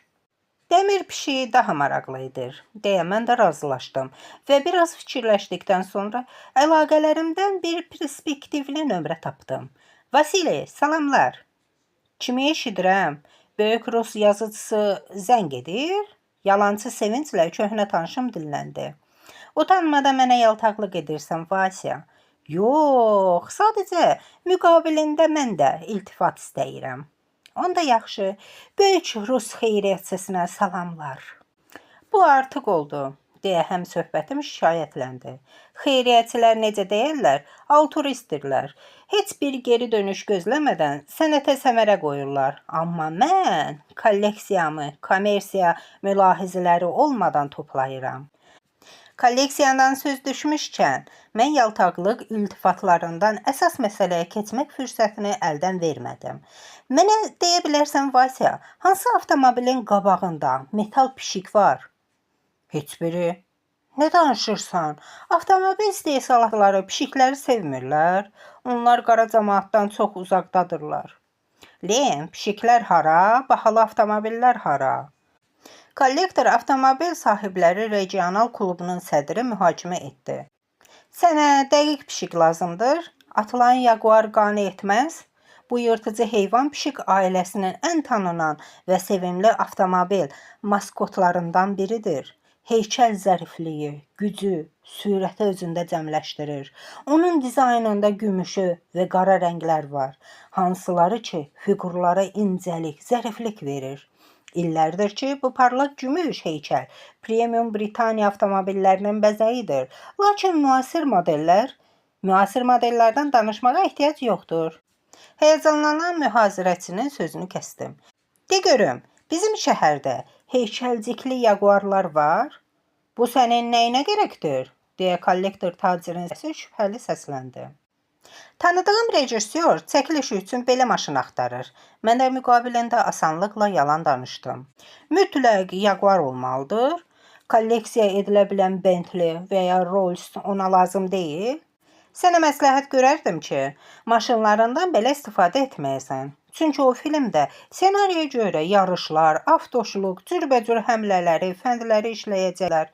Sığorta ilə qəpik quruş başa gələcək. İnan, buna dəyməz. Dilbirliklə dedim. Aha, onda tamam, deyə kollektor tacir sakitləşdi. Amma rejissor dostum maşın axtarırsa, daha yaxşı olar ki, paytaxtda axtarsın. Bizim bu taxıl anbarımızda tullanan Jaguarlı cəmi bir maşın var və onun sahibinin pula o qədər də ehtiyacı yoxdur ki, onu icarəyə versin. Bəs bu varlı şanslı adam kimdir? Mən pizza gülləsi kimi İlkaya tərəf əyildim ki, rəfiqəm də cavabı eşitsin. Bu ət kombinatının sahibi Yegor Baranovdur. Vasili xımı-xımı güldü. Məntiqlə ona Dodge daha yaxşı yaraşardı. Onun qabağında qoç var. Amma o çox təmtəraqlı fikirləşir ki, Yegor, Jaguara oxşayır. Buna necə baxırsan? Qeyd. Baran rus dilində tərcümədə qoç deməkdir. Qeydin sonu. Jaguar Baranov məncə dəbdəbəli səslənir. İlka əli ilə mənə işarə etdi ki, bəsdir və mən də maarifləndirici söhbəti bitirməyə tələsdim. Məlumat üçün təşəkkür edirəm, Vasya. Tanıdığım rejissorlardan hansısa biri Bentley və ya Rolls-Royce axtarsa, sənin nömrəni verəcəm. Yaxşı? Vasili təsdiqlədi ki, o həmişə yaxşı zövqə və büdcəyə malik rejissorlardan gələn zənglərə məmnundur və bununla da biz onunla vidalaşdıq. İşə bir bax. İlka inamsızlıqla başını yellədi. Bizim daşamız gör bir necə alicənabı tələsinə salıb. Əsl ət kombinatının sahibini. Yeri gəlmişkən, bu Yegor, Jaguar haqqında nə məlumdur? O təsadüfən qısqanc sadist deyil ki. Öyrənərik, deyə mən söz verərək beynimdə hansı mənbələrdən məlumat ala biləcəyimi düşündüm. Əkiz başı bozuqlarını saat 9-da məktəbə aparmaq üçün evə getməli olan İrkadan yolda məni doğma televiziya şirkətinə atmağını xahiş etdim. Böyük auditoriya ilə üz-üzə gələn, əmici qara dəliyə televiziya kamerasının obyektivinə cəsarətlə baxan hər kəs canlı yayımların həyəcanını və ləzzətini heç vaxt unuda bilməz. İstənilən havada, ilin istənilən vaxtında, əlində mikrofonlarla tarlalardan, mitinqlərdən, biznes forumlardan, hətta qaynar nöqtələrdən veriliş aparmaq imkanı olan hər kəs döyüşkən televiziya qardaşlığına xəyanət etməz. Deyəsən biraz çox şişirtdim. Ancaq bu tamam səmimiliklə deyilən həqiqətdir. Keçmiş televiziya pərəstişkarları olmur. Bu, mehriban bir komandadır, bir dəstədir, əbədi bir ailədir. Nostalji təbəssümlə televiziya şirkətinin dəhlizi ilə gedərkən çoxsaylı tanışlarımla başımı yelləyərək, əl-ələ görüşərək salamlaşdım. Hərdən kimlərləsə qucaqlaşıb yumruqlarımı toqquşdurduq. Nə, yenə? Keçmiş həmkarım Jenka başını siqaret otağından çıxartdı və komik dəhşət içində gözlərini böyütdü. Kömək edin, xilas edin, həyatım təhlükədədir. Bunu partlayışları arxa planda tutduğuna əmin olmaq üçün mənim yazını təkrar oxumağa məcbur edən ürəksiz adam deyir. Deyə mən operatorun yanında olan xam jurnalistlərə dostcasına şikayət etdim. Bu cür nə vaxt olub, deyə o sözləri uzatdı. 98-də, elə bil dünən olub, deyə tərəddüd etmədən cavab verdim. Abxaziyada, deyə ağıllı jurnalist qız maraqla soruşdu. Gör bir necə vaxtlar idi, deyə Jenka siqaretdən azad əli ilə çiynimi qucaqladı. 6 günlük müharibə, bəs indi? Üzümü büzüşdürüb əlimi yelləyərək üfunətli tüstünü dağıtmağa çalışdım. Təcrübəli operatoru isə gözəl qızları heyran etmək istədiyi aydın idi. Jena'nın həyat yoldaşı Katya mənim ən yaxın rəfiqəm olmasaydı, mən də yəqin onunla oynayardım. Bahar fəsli, evli cütlüklər üçün xüsusilə təhlükəli vaxt idi. Burada nə baş verir? Deyə Səhiyyə Nazirliyinin xəbərdarlığına məhəl qoymayan daha bir şəxs yeriyərək məharətlə, alışqanla siqaretini yandıraraq, siqaret çəkilən yerə yaxınlaşıb, döyüşçülər keçmiş günləri və birlikdə vuruşduqları döyüşləri xatırlayırlar. Salam Slava, deyə mən tanış redaktorun dəblə qırxılmamış yanağından öpdüm.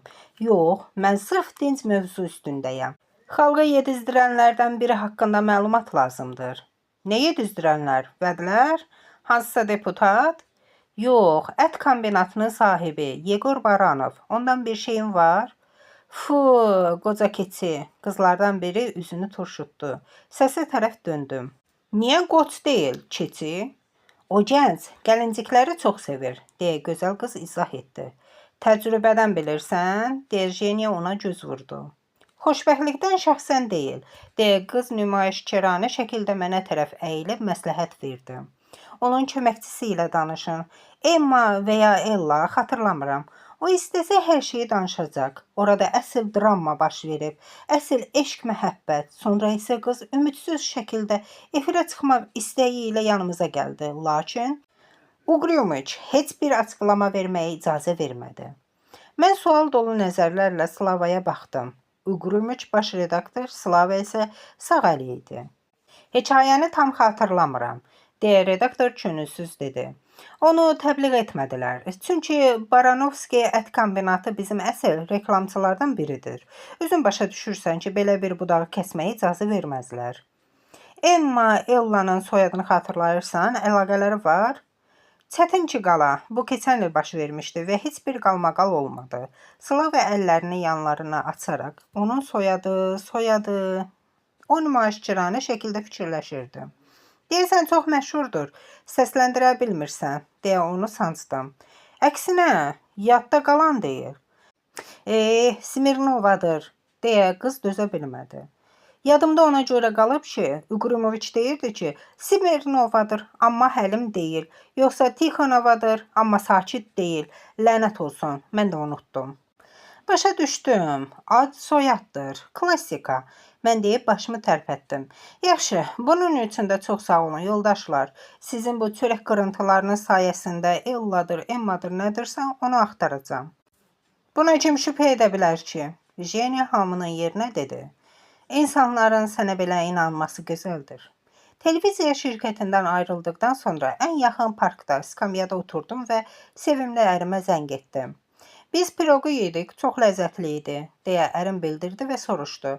Nahara qayıdacaqsan, yoxsa pizza sifariş edək? Nə pizza? Soyuducuda hələ yarım qazan boş var. Mən hirsləndim. Onu çıxarın, qızdırın və yeyin. Xama da oradadır, çörək də çörək qabında. Duz da duz qabında, istiot da öz qabında. Kalyan özü təxmin etdi. Deməli evə gəlmək fikrində deyilsən. İşlər? Həmişə olduğu kimi və sənin köməyinə ehtiyacın var. Əlbəttə ki, həmişə hazıram, əgər boş qazanını yumaqdan danışmırsansa. İnternetdə axtarış etmək lazımdır. Mənim üçün bir qızı tapa bilərsən? Belədir, doğmacı ərindən belə bir şey istəyirsən? Dilin necə döndü bunu dedin? Zarafat edirsən? Qoy doğmacı ərim əvvəlcə mənim lütfümu qazansın. Yenə, düşündüm ki, evləndikdən sonra artıq buna ehtiyac qalmayıb. Kalyan cəfakeş ah çəkdi. Yaxşı, de görək, sənə kim lazımdır? Ya Emma'dır, ya Ella. Soyadı da ya Smirnovadır, ya da Tixonovadır. Çox geniş əhatədir. Gəl daraldaq. Bir il əvvəl qız Baranovski ət kombinatının sahibi Yegor Baranovun yanında işləyirdi və bədəncə yaxın idi. Hər mənada ağlıma oxudun. Köməkçi, katibə, referant, bunlar kimi bir şey işləyib. Başqa bir şey? Elə bu. Əlbəttə bu sənə təcil lazımdır. Mən ifadəli şəkildə sustum. Yaxşı, gözlə. Kalyan əlaqəni kəsdi. Günəş şüaları altına düşmək üçün skamyada yerimi rahatladım və gözlərimi yumub üzümü günəşə çevirdim. Hələlik pulsuz ictimai salaridə günəş vannası qəbul edəcəm. Sağlamlıq və kosmetik prosedur telefon zəngi ilə yarımçıq qaldı. Ekrana baxmadan zəngi qəbul etdim və Sadiq, IT-şnik mütəxəssisim olduğunu düşünərək soruşdum. Tapdın? Mən nə itirmişdim? Jenka maraqlandı. Ehtiyatı? Deyə təklif etdim. Mənim hüzurumda siqaret çəkərək otaqdakı qızlara ilişirdin. Qorxmursan ki, arvadına deyəcəm? Lazım deyil. Gəl əvəzini sənə danışım. Nə haqqında? Slavkanın açıb sənə demək istəmədiyi şeylər haqqında. Baranovla uğursuz qalmaqal haqqında bilmək istədiklərini başa düşdünmü? Yaxşıdır, qorxu hissini itirməmisən ortaq. Hələ lazım olan yerlərdə barıt var, deyə köhnə dostum öyündü. Beləliklə, yayılmasına icazə verilməyən qalmaqal haqqında, şəhavət dolu bir patron və cazibədar katibə haqqında çox bayağı bir hekayədir. Qız şaxta, Maroska, filmindəki kimidir. Balaca, arıq, iri gözlü, məsumluğun və həlimliyin özüdür ki, var. Ağılsız qız, aralarında hər şeyin ciddi olduğunu düşünürdü, amma kişi sadəcə olaraq çiçəyi dərib, sonra da onu çirkabın içinə atıb. Necə də darıxdırıcı. Məhz belədir. Elə buna görə də Uqrumoviçlə Slava gözəli Tokçoya qəbul etmədilər. Çünki belə melanxolikdən reytingin yaşıl işığı qalxmaz. Necə sənə kömək edə bilirmi? Biraz. Borclusan, deyə keçmiş həmkarım əlaqəni kəsdi. Həmən Kalyan zəng etdi. Tapdın? Soruşdum. Hər şey dediyin kimidir. Soyuducuda boş, çörək qabında çörək, xama. Xama yadımdan çıxıb. Telefonda bir-birinə dəyən, cingiltili, uzaqdan guruldayan qabların səsi eşidildi. Ərim soyuducunun içində qabları qarışdırmağa başladı. Səbirlə gözlədim. Xamanı da tapdım. Kalyan şən səslə cavab verdi və ləzzətlə marçıldadım. Bəs Ellanı? Hansı ki Emma da ola bilər? Onu da, yalnız o Elzadır. Həm də Smirnova və ya Tixonova yox, Malçanovadır. Bu da işə yarayar, deyə mən soyadı ifadəli düstura uyğun saydım. Malçanovadır, amma səssiz deyil. Bəs o indi hardadır? Elə həmin yerdə Baranovski ət kombinatının ofisində, yalnız fərqli vəzifədə. Əvvəllər o baş direktorun köməkçisi referenti olub. İndi isə layihə rəhbəridir. Sənə kömək edə bilmi? Hələ bir necə? Onda mənə borclusan, deyib ərim də bütün diqqətini borca həsr etmək üçün əlaqəni kəsdi. Ətrafımda ancaq mənfəətpərəst adamlar var. Mən İrka ilə məlumatı paylaşmaq üçün zəng edəndə şikayət etdim. Elə mənim də, rəfiqəm ah çəkdi. Onlar burger və kola, daha bir it və ölüm ulduzu, Lego dəsti tələb edirlər. Gəl kimsəsiz adaya qaçaq, yalnız sən və mən. Məni cümə çağırmağına icazə verə bilərəm, deyə icazə verdim. Ancaq yaxın gələcəkdə adaya deyil, Baranovski ət kombinatının ofisinə baş çəkmək istərdim. Bir məlumatlı quş mənə dedi ki, oranın sahibi, xatırladım ki, şəhərli dəmir pişiyi olan yeganə avtomobilin sahibi olan yerli direktorun təxminən bir il əvvəl kədərli sevgi hekayəsi olub. Necə kədərli? İrka aydınlıq gətirdi. Romeo və Julietta kimi? Yox, hamı sağdır. Amma yaralı. Görünür bu yalnız ruhən, amma mən hələ tərk edilmiş məşuqə ilə danışmaq istəyirəm. Bəlkə Baranovskinin sadizmə meyilli olduğunu deyəcək, onda onun üstünə Lazurçiki və yoldaşlarını salmaq olar, deyə mən fikirlərimi bölüşdüm. Yaxşı, o ofisə nə vaxt gedirsən? Fikirləşdim ki, evdə heç kim nahar üçün məni gözləmir və mən şam yeməyinə qədər tamamilə boşam. Elə indi, bircə bu günəş vannasından çıxım, xəritəyə baxmalı olacam ki, görəsən bu ət kombinatı hansı tərəfdədir. Baxma, mən artıq bilirəm. İrka cəld soruşdu. İndi hardasan? Mən koordinatlarımı verdim. Saat 1-də müştəri ilə görüşüm var və o vaxta qədər boşam. Mojik başıbozuqları məktəbdən götürəcək, deyə rəfiqəm yanıltmaca deyirmiş kimi mənə xəbər verdi. Gözlə, 15 dəqiqə orada olacağam.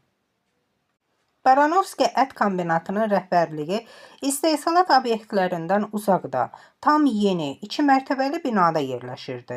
Girişdə qeyri-adi bir sənət əsəri dayanmışdı.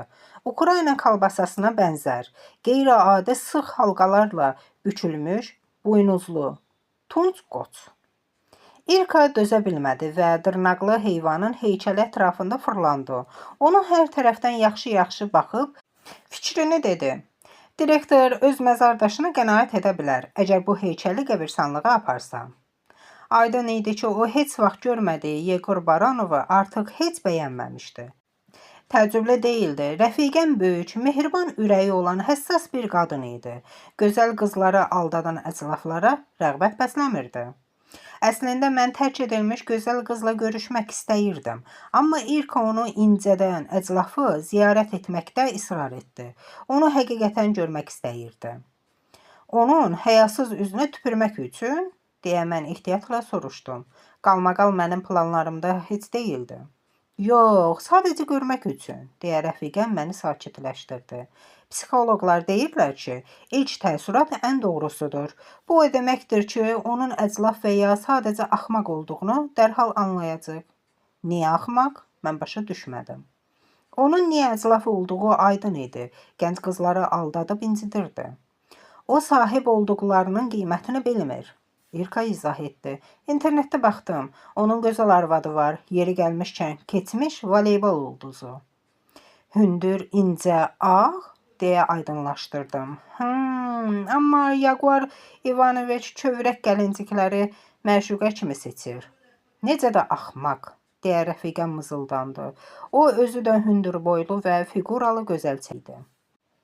O əvvəl qoltuğunun altında gəzdirdiyi qalın, illüstrasiyalı kitabın Tomun artıq 2 əli ilə götürmüşdü. Sanki bədnam Baranovla görüşən kimi onu döymək niyyətində idi. İrka qəfil gəlişimizin səbəbini ət kombinatının sahibinə necə deyəcəyimizi tapmışdı.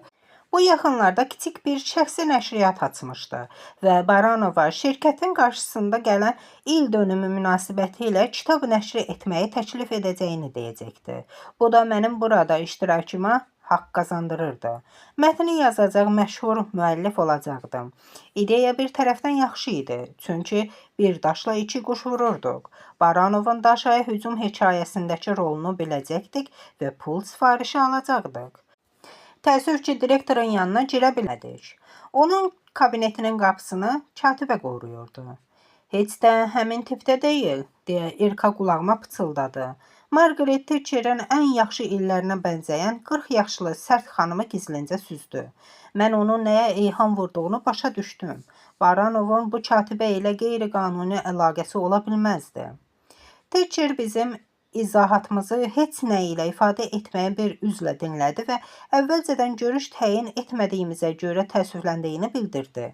O, direktorun kiçik bir iş görüşməsini tamamlayana qədər gözləməyimizi təklif etdi. Amma bundan sonra da bizi qəbul edəcəyinə söz verə bilmirdi. Yegor Ivanoviçin saat 12-də görüşü var və ora getməlidir. Amma getməmişdən əvvəl bəlkə sizə bir neçə dəqiqə ayıra bildi. Çar, sadəcə çardır. Katibə soyuq baxışlarını bizdən çevirən kimi İrka narazı səslə pıçıldadı. Divarın yanındakı stullarda oturduq və səbirlə gözləməyə başladıq. Lakin Çar Baranov gözlənilmədən ət kombinatının bayarlarının iclasını vaxtından əvvəl bitirdi. Direktorun kabinetinin qapısı açıldı və anladığıma görə direktorun özü çölə çıxdı. Sizə nəsə lazımdır, Yegor Ivanoviç? Thatcher ayağa qalxdı. Baranov ona cavab vermədən çiyninin üstündən əmr etdi. Igor, buranı bitir və qapını çırparaq qəbul otağına keçdi. Pərdəsiz pəncərədən gələn parlaq işıq onun ayaqqabısından bir neçə günəş şüasını ətrafa səpələdi.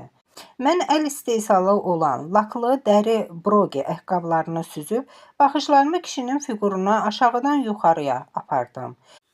Dizayner cins şalvar və nazik kaşemir vadalaskanın üstündən tweed pencəyə baxıb, sonra isə onun gündən, salaridən yanmış, baxımlı üzünə baxdım.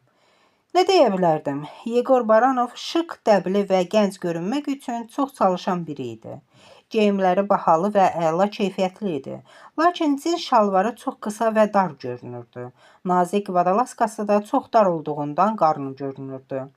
Dəbli saç düzümü, qar kimi ağ dişləri və açıq aydın günəş şüası sayəsində əldə edilmədiyi bilinən, həddindən artıq dərisinin qaralması, cazibədar kişi gözəlliyinin süyniliyi qlamur təəssüratını gücləndirirdi. Vera, mən gedirəm. Direktor qəbul otağından keçib gedərkən yolüstü katibəyə xəbər verdi. O, maraqsız baxışlarla İrkanı süzdü. Mən də baxışları ilişdi. Deyəsən ona tanış göründüm. İllər boyu televiziyada boş yerə işləməmişdim ki. Baranov dayandı, mənə baxdı və xatırlamaq üçün qaşlarını çatdı.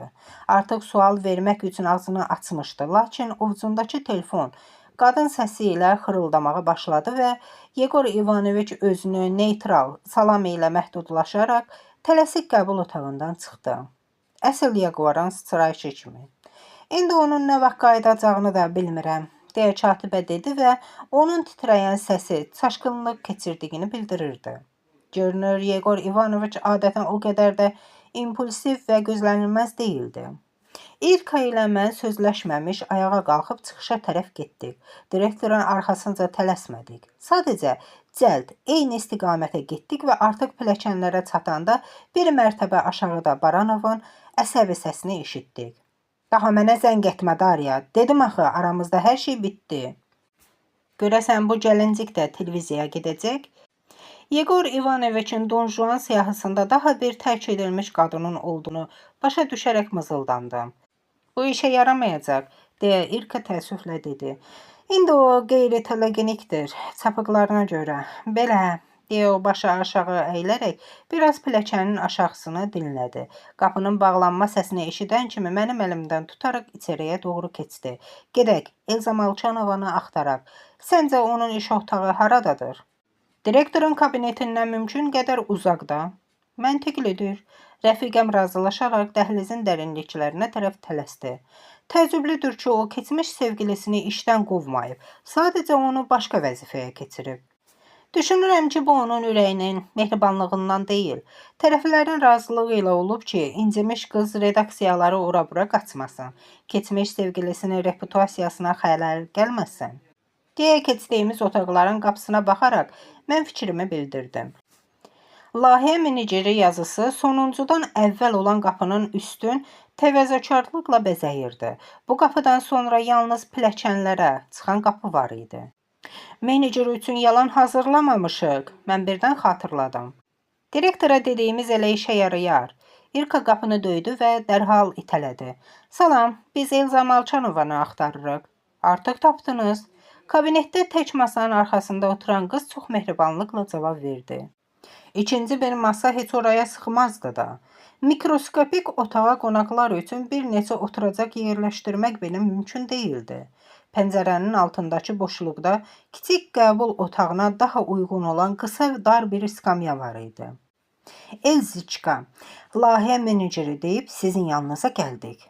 Dekorativ mebelin üstünə özünü atan İrka sərin qəbuldan heç utanmadan zənfəşanlıqla dedi. Biz onu ilk direktorla tanış etmək istəyirdik. Amma o birdən hər şeyi atıb hansısa Darya ilə telefonda danışaraq qaçıb getdi. Rəfiqəm diqqətlə elə baxaraq onun reaksiyasını gözlədi və gördü. Qız üz gözünü turşudub, hətta dişlərini belə qıcadı. Aydındır, onu Baratovun yanında kimin əvəz etdiyini bilirdi. İrka bülbül kimi cəhcəh vuraraq gözəl layihəmiz haqqında menecerə danışdı. Mən divarlarla şkafın arasında dar boşluqda sıxılıb oturaraq səssiz mikroskopik otaq sahibinə baxırdım. Elza dəqiq Darya ilə eyni tipli idi. Qısa boylu, kövrək, gəlincik kimi zərif, iri, açıq rəngli gözlü və təmiz dərisi ağ və hamar idi. Yaxşı çini kimi. Şübhəsiz ki, Baranovun zövqü var idi və o, hansı qadınları bəyəndiyini aydın başa düşürdü. Nümunə olaraq, Soçi mediasının sifarişi ilə bizim tərəfimizdən nəşr olunan bu hədiyyəlik nəşrə baxa bilərsiniz, deyə İrka əsas dəlilin qalan illüstrasiyalı kitabı təqdim etdi. Otağın son dərəcədə təvəzzökar ölçüləri rəfiqəmi skamyadan qalxmadan masanın üstü ilə ağır həcmli kitabı menecerin əlinə ötürməyə imkan verdi. Elza da öz növbəsində ayağa qalxmadı. Təqdim olunan nümunənin arxasındakı rəfə qoymaq üçün yalnız kürsüdən biraz çevrildi. Qız əlini rəfə kitabla birlikdə uzadanda onun yüngül köynəyinin elini qolu biləyindən sürüşüb qolunu açaraq çirkin uzun çapığı çöldə qoydu. Bu odur, bu mütləq odur. Baranov, sən keçi. Deyə İrka astadan hiddətlənib yumruqları ilə sükanı vururdu. Biz onun maşınında oturmuşduq, amma heç yerə getmirdik. Sürücünün ruhi sakitliyini gözləyərək ağlını deyil, maşını hərəkətə gətirməsini gözləyirdik. İrkanın özü Elza Malçanovanın qolundakı çapığı görməyə vaxtı olmadı. Qız cəld köynəyinin qolunu çəkib manjetin düyməsini düymələdi, amma mənim sözlərim rəfiqəmə kifayət etdi. Ancaq mən də rənglərə qənaət etməyib, çapığı elə təsvir etdim ki, İrkaya çox təsir etdi və nəhayət ki, o əmin oldu. Daryanı kəsən cinayətkar onun sevgilisi Baranovdur. Hə, nəyi gözləyirsən? Deyə rəfiqəm tələbkarlıqla mənə baxdı. Siroqaya zəng et. Gənc gözəlləri eybəcərləşdirən əclafı polisə təhvil verməliyik. Mən ət kombinatı sahibinin axtardığımız əclaf olduğuna əmin deyildim. Amma indi tələb ediləni etmək daha yaxşı olan hallardan biri idi. Əsəbi vəziyyətdə olan İrkanı indi yalnız qaçılmaz ədalətin zəfər çalması ümidi sakitləşdirə bilərdi. Salam Siri, nəhayət 3-cü cəhddən sonra polkovnik dostum telefonu açanda dedim. Deyəsən mənimlə danışmaq istəmirdi. Səbəbin heç təsəvvür belə edə bilmirdim. Biz burada Pakrışkanın əvəzinə sizin üçün başqa bir şübhəli tapmışıq. Biz sizdən xahiş etmişik. Biz elə Pakrışkindən də çox razıyıq. Lazurçik giliyləndi. Ər-arvadını kəsib, necə bayağı, bəzilərinin heç təsəvvürü yoxdur ki. Mən bizim igid polisləri tənqid etdim. Amma kimdəsə həddən artıq çoxdur. Polkovnik cavab olaraq məni tənqid etdi və çəkdi. Yenə də tabeliyinə boyun əydi. Yaxşı, öz orijinal versiyanı yaradaraq danış görək. Heç nə uydurmuruq. Biz faktlara güvənirik, deyə İrka telefona tərəf əyilib müdaxilə etdi. Salam İrina. Lazurçuk onu salamladı. Kim şübhə edə bilərdi ki, siz bir yerdə oturmuşsunuz? İrka fınxırdı. Mən ona barışdırıcı şəkildə gülümsəyib Siroqaya dedim. Biz öyrəndik ki, Darya Parkırışkananın sevgilisi var imiş. Niyə var imiş? Onun səs tonundan bildim ki, bu xəbər ona təəssürat yaratmadı. Onu atdığına görə keçən il isə onun Elza Malçilova adlı başqa sevgilisi olub və onu da atıb. Nə olsun, kişinin belə nənəsi var, hər il məşuqəsini atır. Polkovnik artıq əylənirdi. Təntənəli, lakin cəzalandırıla bilməz.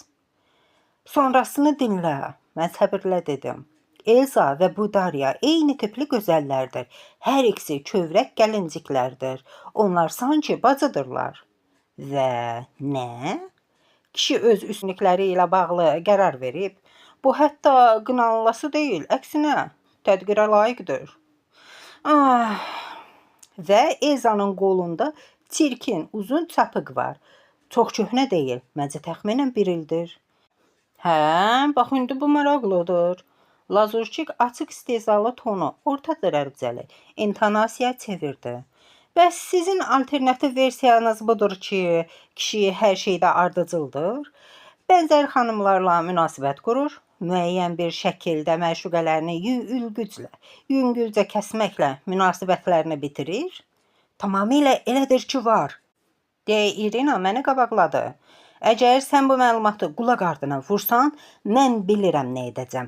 Mən də televiziya ifşa ilə gedib tok-şoya çıxacam. Kim artıq ora çıxıb ki? Deyə onun son sözləri polkovnik nəzərdən qaçırmadı. Malçava, mən izah etdim. O TV-yə gedib, şok açıqlamalarla efirə çıxmaq istəyib, lakin sevgilisi telekanalın əsas reklamçılarından biri olduğu üçün onu efirə buraxmayıblar. Daha da yaxşı və bu cani kimdir? Yegor İvanoviç Baranov, ət kombinatının zavodunun sahibi. Heç olmasa deputat və ya vitse-gubernator deyil. Lazurçik nəfəsini dərib, nə isə döqəclədi. Yəqin ki, masanın üstünü barmaqları ilə vururdu. Yaxşı, yola gətirdin, Baranovu yoxlayaraq. Bəs, sağ ol demək? İrka yenidən söhbətə qarışdı. Onun səs tonu artıq qalmaqallı deyil, bir qədər təxribatçı səsləndi. Birazdan sürücünün həddən artıq həyəcanlanması səbəbində qəzaya düşmə riski olmadan avtomobili idarə edə biləcəkdik. Təşəkkür edirəm, Lazurçik itaətkarlıqla dedi. Sağlıqla qalın, mənə daha zəng vurmayın, nəticələri özüm sizə deyəcəm. Mən, deyə rəfiqəm onu təqlid etdi, lakin Lazurçik artıq onu eşitmədi. Hay dedi ya. O dərindən nəfəs alıb verdi. Sakitləşsin ki, yerin rahatlayıb, əlini uzadaraq açarı çevirib, mühəriyi işə sala bilsin. İndi hara? O görüşə getməli idi. Mən isə evə işləməli idim. Yeni bir dediktiv yazmaq üçün. Lazurçikin dediyi kimi, xeyli məqsədlər üçün zəngin təxəyyülümdən istifadə etmək üçün. Razılaşdıq ki, polkovnik dostum ikimizdən hansımızasa məlumat verən kimi bir-birimizlə əlaqə saxlayacaq. İrka məni evimə buraxıb özü işlərinin dalınca getdi. Lazurçik mənə artıq axşam zəng etdi. Nə deyə bilərəm?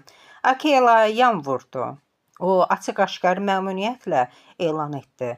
Burada sürünün lideri deyildikdə paqonlu adamları nəzərdə tutmadığı qənaətinə gəldim. Baranovun alibisi var. Pakreşkini kimsə kəsik-küsük edəndə o iclasda iştirak edirdi. Ay, gördük necə iştirak edir. İqor, özünü bitirərsən, dedi və şəxsi işləri ilə məşğul olmaq üçün aradan qaçdı. Rayon Sənaye Nazirliyində müşavirə idi. Zəngdən zəngə orada vicdanla oturub, hətta hansısa medalı da alıb. Sonra isə axşam yemək içmək məclisində özünü göstərib. Görəsən, kiminlə? Özünə yeni bir gəlincik tapıb? Sən iyrənc şübhələrinlə nümunəvi vətəndaşı, ailə başçısını təhqir edirsən. Polkovnik məni qınadı. O, həyat yoldaşı ilə getmişdi. O, əlbəttə ki, gəlincik deyil, daha çox qumbaratandır. Amma özünə məxsus şəkildə yaraşıqlıdır və onu adam içinə asanlıqla çıxarmaq olar. Gözlə, bəs Elzanın çapığı necə? Heç nə. Nə demək istəyirsən? Mən sənə heç nə deməməliyəm, çünki bu tibbi sirdir. Ancaq nə edim, sənə sir kimi deyə bilərəm.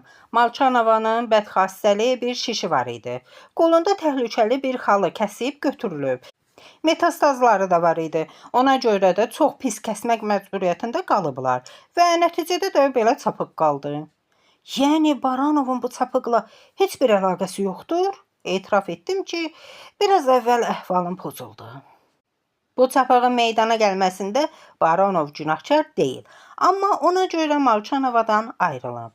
Oğlan əlbəttə ki, çürükdür. Polkovnik narazılıqla deyə səslənib əlavə etdi. Qız problemlə üzləşib, qorxuları, əsəbləri içində çobalayarkən, o qızın belə bir çətin anında ona dəstək olmaq əvəzinə ondan ayrılıb. Başa düşürsən, onun necə gözəllik hissi var? O belə bir estet, eybəcər, çapıq görməyi dözə bilmir.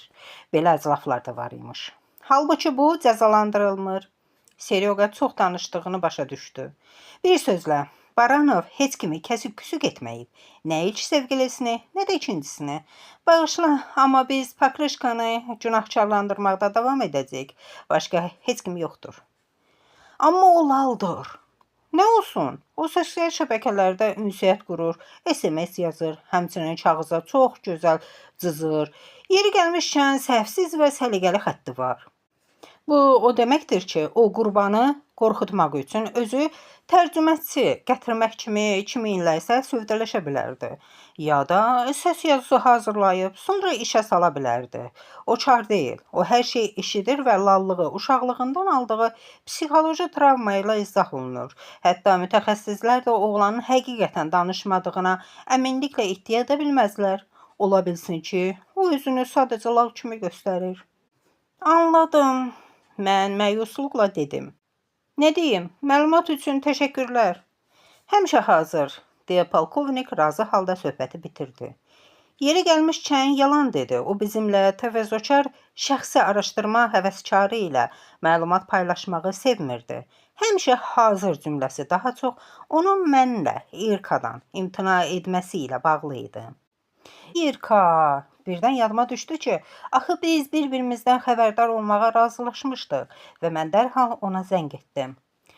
Təəssüf ki, Baranov deyil. Məni dinlədikdən sonra rəfiqəm sabit səslə dedi. O qədər iyrəncdir ki, ona heç yazdığım da gəlməzdi. Nəinki Mitya Pakrışkina. Yaxşı oğlandır. Fəhləliklə halal zəhmətli çörək pulu qazanır. Cehizi olmayan yetim qızı arvad alır. Həm də əlildir, dilsizdir, hansısa psixoloji sarsıntı keçirib. Bütün bunları vəkil məhkəmədə deyəcək, mən razılaşdım. Taleyin dərman daşları arasında qalan yaxşı oğlana rəğbət bəsləyərək bir müddət sustuq. Yaxşı, ola bilsin Baranov deyildi, amma başqa bir əclaf da ola bilərdi, deyə İrka təslim olmaq istəmirdi. Nə demək istəyirsən, Daryanın başqa bir sevgilisi? Mütləq deyil. Yad başdan xarab da ola bilər. Doludur küçələrdə. Üstəlik indi bahardır. Qanın qaynayan vaxtıdır. Hansısa manyak daşanı kəsib ərini günahkar etsə necə? Psixlər çox hiyləgərdirlər. Bunu dəfələrlə filmlərdə görmüşük. Deyək ki, hansısa psix var. O Mityanı tam olaraq necə günahkar etdi?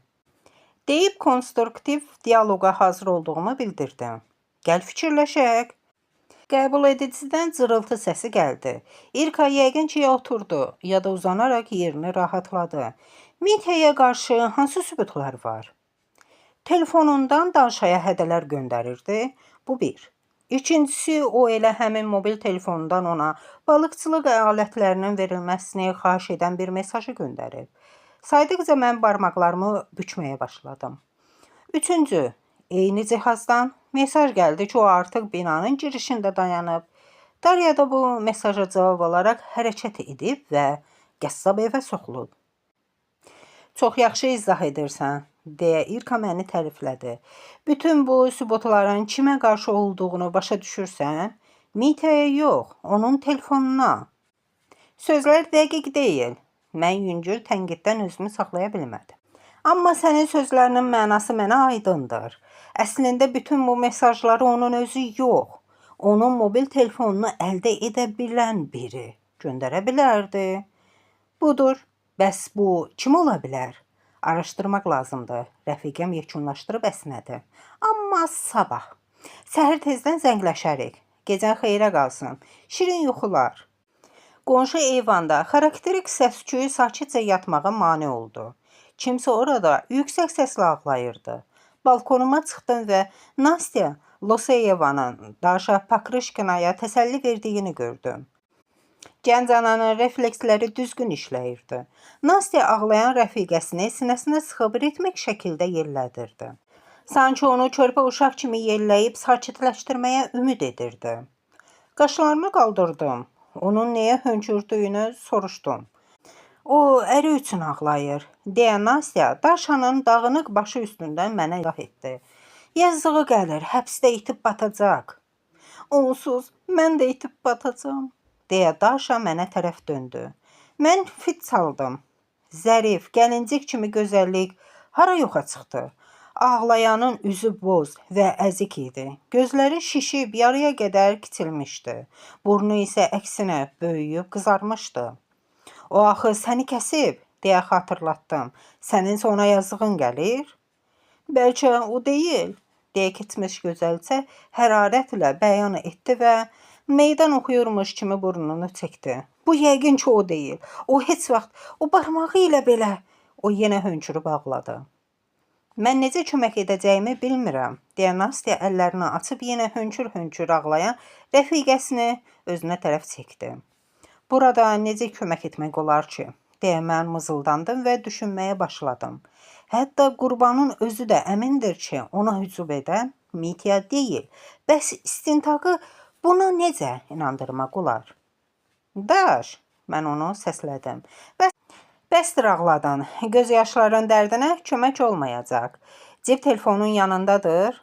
Aha, rəfiqəsinin xəyali jiletini göz yaşları ilə dolduran Darya ovucu ilə idman şalvarının yan cibinə vurdu. Çıxar onu, ərinlə yazışmanı açıb mənə göstər, deyə ona göstəriş verdim. Hamısını yox, ancaq qırmaqları qaytarması ilə bağlı təhdidlər və xahişlər olan hissəni. Nə üçün? Deyə ağlayan, sağ əlini burnunun üstündə gəzdirib, sol əlini cibinə uzatdı. Sənə nə deyirlər, onu da et, deyə Nastya ona sərt şəkildə qışqırdı. Hə, hamısı buradadır. Darya mobil telefonu mənə uzatdı. Mesajları diqqətlə nəzərdən keçirdim. Sahibinə qaytardım və soruşdum. Ekran görüntülərini çək və Messengerdə mənə göndər. Nastya nömrəni deyəcək. Bir də burada sanki ölmüş adam üçün ağlayırmış kimi az ola. Biz hələ sənin Mityanı üçün mübarizə edəcəyik. İndi mən yatmağa gedirəm və sizə də bunu etməyi məsləhət görürəm. Deyib mən qapını arxamca möhkəm bağlayaraq eyvandan içəri keçdim. Baharın adı var, ancaq gecələr hələ də soyuqdur. İstilərin gəlməsinə isə hələ var idi. Sabahın xeyir. Mən səhər düz saat 7-də İrkaya zəng etdim. Bu qisasdır, deyə o şübhə ilə soruşdu və ürək parçalayan bir şəkildə əsnədi. Eduard Xil dediyi kimi, qeyd, Eduard Anatolyeviç Xil, Sovet və Rus estrada müğənnisi, musiqi müəllimi, RSFSR xalq artisti, Lenin Komsomolu mükafatı, Qızıl Qramofon mükafatı laureatı, qeydin sonu. Günün səninlə başlayıb səninlə bitsin. Xətrimə dəyirsən, şikayət etdim. Mən Xil kimi olmazdım. Sadəcə sənə məlumat vermək istəyirəm. Darya Pakrışkanın ərinin ona göndərdiyi mesajları diqqətlə oxudum. Haradan tapdın? Daşadan mənə screenshotlar göndərməsini xahiş etdim. Müdaxilə etmə, qulaq as. Beləliklə, bu SMS-ləri oxudum və maraqlı bir nəticəyə gəldim. Təbii ki, ekspert deyiləm, amma axı mən ixtisaslı filoloqam. Biraz lingvistik təhlil edə bilirəm. Bilirsən nə? Tayde, deyə rəfiqəm yuxudan tamamilə oyandı. Orada bir müəllifin əli yoxdur. Yəni, müəllif təkqolludur. Biz sənin analizində olmadan bilirdik ki, Mityanın əliliyi fiziki deyil, zehnidir. Yox, sən başa düşmədin. Əminəm ki, mesajlar iki fərqli şəxslər tərəfindən yazılıb. Tənqidləri biri, qırmaqlar üçün başqa biri yazıb. Bunu nədən bildin? Tamamilə fərqli emosional çalar var. Amma əsas olan bu deyil. Təhdidlər, qırmaqlar haqqında olan mesajdan fərqli olaraq savadlılıq baxımından qüsurludur. Mətnlər qısadır, lakin bəzilərində kobud səhvlər var. Məsələn, çizəcəksən, iyrəncsən və ən əsası odur ki, müəllif daima sual işarəsinin qarşısında nida işarəsi qoyur. Yeri gəlmişkən, belə tez-tez olur, nədənsə insanların ipucunu xatırlamaqda çətinlik çəkirlər. Qalın və nazik. Təhsil proqramı ilə məşğul oldum. Turgenevin bununla nə əlaqəsi var? Turgenev yox, Çexov. Bu Anton Pavloviçin belə bir hekayəsi var. Kök və arıq. Yadındadır? Aha. Bunu işarələrə tətbiq et. Sual işarəsi qalındır. Birinci qoyulur. Nida işarəsi nazikdir. İkinci aydındır. Hamısı. Hələ Pakroçkinin telefonunda niyə hədələyici mesajların yox olmasın belə? Əsl cinayətkar onları göndərib, dərhal da silib ki, Mitya onlardan xəbər tutmasın, deyə İrka sevinclə bildirdi. Mən də belə düşünürdüm. Əsl cinayətkarın əvvəlcə Pakroçkinin telefonundan mesaj göndərmək, sonra onu silmək, sonra isə bir neçə gün ərzində bunu bir neçə dəfə təkrarlamaq imkanı olubsa, səncə bu nə deməkdir? Bu əclaf Mityanın ətrafında fırlanır. Eyni zamanda Pakroçkin o qədər də diqqətli deyildir. Hər halda telefonuna diqqət etmir və əclafın hərəkətlərinə də nəzarət etmir. Mən əlavə etdim. Ortaya çıxan mənzərəni təsəvvür edə bilirsən? Düşünürəm ki, onlar birlikdə vururlar. İrka dedi. Sadə dillə desək, Pakroçkini özün itirən qədər itirdiblər. Beləliklə, biz qısqanc ərlə daimi içki yoldaşı olan birini tapmalıyıq. Evdən gedəndən sonra o harada yaşayırdı? Lazurçikin həmkarları onu hansı bağ evində tapıblar? İndi mən Dəryadan ünvanı öyrənəcəm, deyə mən söz verdim. Öyrən, sonra hazırlaş, hardasa 40 dəqiqəyə gələcəm. Rəfiqəm üçün hər şeyi təxirə salmaq tipik deyildi. İrka həmişə daha tez gəlirdi. Yarım saata hər şeyi çatdırırdı. Bu səfər o mənə osetin piroqu uzatdı. Bu gün kələmlidir, deyib həmən qutunu əlimdən alıb şəxsən özü mətbəxə apardı. Geri qaydanda isə qoluma ilişib hələ bağlamağa vaxtım olmayan qapıdan dartıb çıxartdı. Nəyi gözləyirsən? Tez ol. Mən dediktiv işlə məşğul olmaq üçün cəmi 1-2 saatım var. Tələsməliyik. O qədər tələsdik ki, kamera və radarlara fikir vermədən uçduq. Kənd yolunda yəqin ki, sürət həddini aşdığımıza görə 1-2 cərmə yazdıq. Lakin biz saat 9-a işləmişə Bahar bağ evləri kooperativinə çatdıq və səhər qatarını tutmaq üçün tələsən yerli sakinlərlə rastlaşdıq. Yaxşı olar ki, axşam gələrdik. İndi danışmağa adam belə yoxdur. Hamısı işə tələsir, deyə mən gileyləndim. Tələsik adamlar heç də bizim danışmaq istədiyimiz adamlar deyil, deyə rəfiqəm maşından düşüb ətrafa göz gəzdirdi.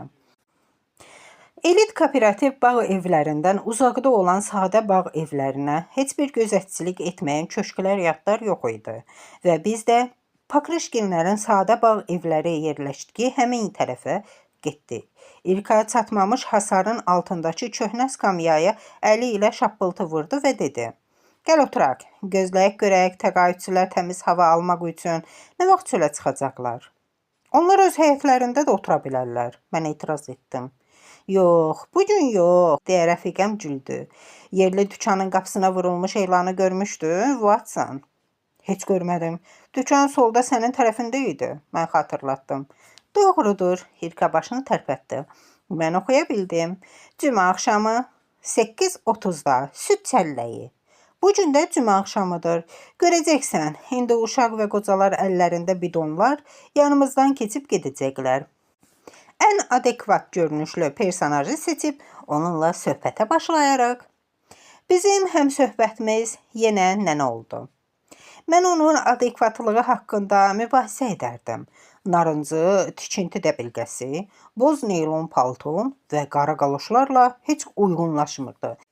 Amma yaşlı qadın onun baş geyiminə təəccüblə baxdığımı görüb seçimini məntiqlə izah etdi. Deyəsən, yağış yağacaq. O Winnie Pooh kimi dedi. Mənim çətirim yoxdur, qızım onunla işə getdi. Amma nənə özü getməyə tələsmirdi. O bizim skamyamızla üzbəüz dayandı və qahpaqlı bidonunu arxasında əlləri ilə şaqqıldadaraq tutub, ağırlığı gah pəncəsinə, gah da dabanlarına salaraq yellənib qaloşlarını parıldatdı. Siz burada nə edirsiniz? Sahibləri yoxdur. Petrovna çoxdan ölüb. Oğlu Mitya isə ötən gün həbs olunub. Niyə? Soruşan İrka cibindən bir paket günəban tomu çıxartdı. Qonağım ol, nənə. Mən skamyanın kənarına sürüşdüm. İrka da mənə tərəf sürüşdü. Nənə boşaldılmış yerdə oturaraq, ovucunu irəli uzadaraq qonaq oldu. Mağazadan alınıb, deyə o Tumun birini çıtladı. Az qovurublar, amma eybi yox. Mityanın kimisiniz ki? Biz onun üçün heç kimik, arvadının yaxınlarıyıq, deyə İrka səmimi dedi. Amma sonra yalan danışdı. Onu daş ilə barışdırmaq istəyirik. Danışmağa gəlmişik. Adam onsuz tək başına itib batacaq. Tfu, oyandılar, deyə qarı silkələnib şaqraq güldü. Daşa, onun nəyinə gərəkdir? Onsuz da tək deyil, artıq özünə tay tapıb. Başqa qadın tapıb, deyə İrka təəssüfləndi. Niyə qadın? Qarı laqlı dəbilqəsindən düşən gün şüalarını ətrafa səpərək başını bulladı. Tayı kişi də ola bilər, it də, hətta tutuquşu da, xüsusən də danışırsa lap əla. Danışması nəyə lazımdır? Mitya özü kilaldır, deyə xatırlatdım. Bəs dinləmək, razılıq edərək başını tərpətmək, ifadəli baxmaq, dilsiz adamı əhəmiyyətsiz etməyin, deyə nənə məni danladı. Mən utandım. Doğrudan da mən niyə belə səviyyəsiz olmuşam? Bəs bu Mitya kiminlə gezirdi? İrka konkretlik tələb etdi. Bir oğlanla, deyə qarı cavab verdi və qəfildən qaloşlu ayaqlarını döyəcləyərək oxumağa başladı. Qürub zamanı bir oğlan evin yanından keçir. Mənə göz vurur, amma heç nə demir. Müğənninin səsi zəif olsa da, melodiyanı aydın ifa edirdi. Mənim qulaq asmağa başım elə qarışmışdı ki, hər şeyi unutmuşdum. Hətta dəbilqə ilə qaloşlar artıq mənə qəribə geyim kimi görünmürdü. Artistlər nələr geyinmirdilər ki. İrka ilk oyandı. Onda bizə kömək edin, əzizim, deyə o ürpəşib müğənniyə səsləndi. Demək, Mitya burada kiminləsə görüşür. O kimdir, necə oğlandır? Mənim ona yaxşı baxmaq imkanım olmayıb, deyə qarı konsertini dayandıraraq təəssüflə cavab verdi. Baxmayaraq ki, 3 dəfə, bəlkə də çox görmüşəm. Mən orada yaşayıram, deyə o qeyri-müəyyən şəkildə əlini yellədi. Oradan buraya tez qaçıb gəlmək olmur. Pəncərədən də nə qədər boylansan yaxşı görmək olmur. Oğlan uzun boylu, enli çiyinli idi, müqavva kimi geyinmişdi. Yəni indi hamı geyindiyi kimi, geniş şalvar və böyük ölçüsülü, başlıqlı köynək, kapşonlu da yəni. Onun qəribə adı var, Xudi, Xumi, Xani, Xudi, deyə mən avtomatik olaraq cavab verdim. Hə, odur. Başında kepka, onun üstündən isə Xudinin başlığını keçirmişdi. Onun üzün necə görmək olardı? Qarı açıq desək çox əsəbləşirdi. Mən bu təzə Mitkanın dostunu yalnız bir dəfə yaxından görmüşdüm. Küçədə onun yanında keçirdim. Bu da öz Xudisində darvazanı döyürdü. Mitya qapını açan kimi o dərhal həyətə qaçdı. Mən yenə də onu yaxşı görə bilmədim. Petrovna, sənin üçün növbə tutum? Kimsə qarını səslədi. Biz üçümüz də başımızı qaldırdıq. Küçənin ortasında isti, tüklü, uzunboğaz corabların üstündən krasovka geyinmiş və səbirsizliklə ayağının birini götürüb o birisini qoyan başqa bir nənə dayanmışdı. Bu qarının başında parlaq çəhrayı rəngdə salafan duş papağı var idi. Yoxsulluq içində yaşayırlar. Hər ailəyə bir çətir, deyə mərhəmətli rəfiqəm ayağa qalxan dəbilqəli qarı ilə onun salafan papaqlı rəfiqəsinə baxaraq ah çəkdi. Yoxsul, amma ürək sıxan deyil. Onlar özlərini əyləndirmək üçün bir şey tapırlar, mən dedim. Lazurçika demək lazımdır, deyə İrka da skamyadan qalxdı. Gedək maşına, oradan zəng vuraq, yoxsa doğrudan da yağış başlayır. Açılmış ovucu ilə başının üstünü örtüb qaçaraq maşına mindi. İçəridən ön sərnişin qapısını mənim üçün açdı. Gəl otur.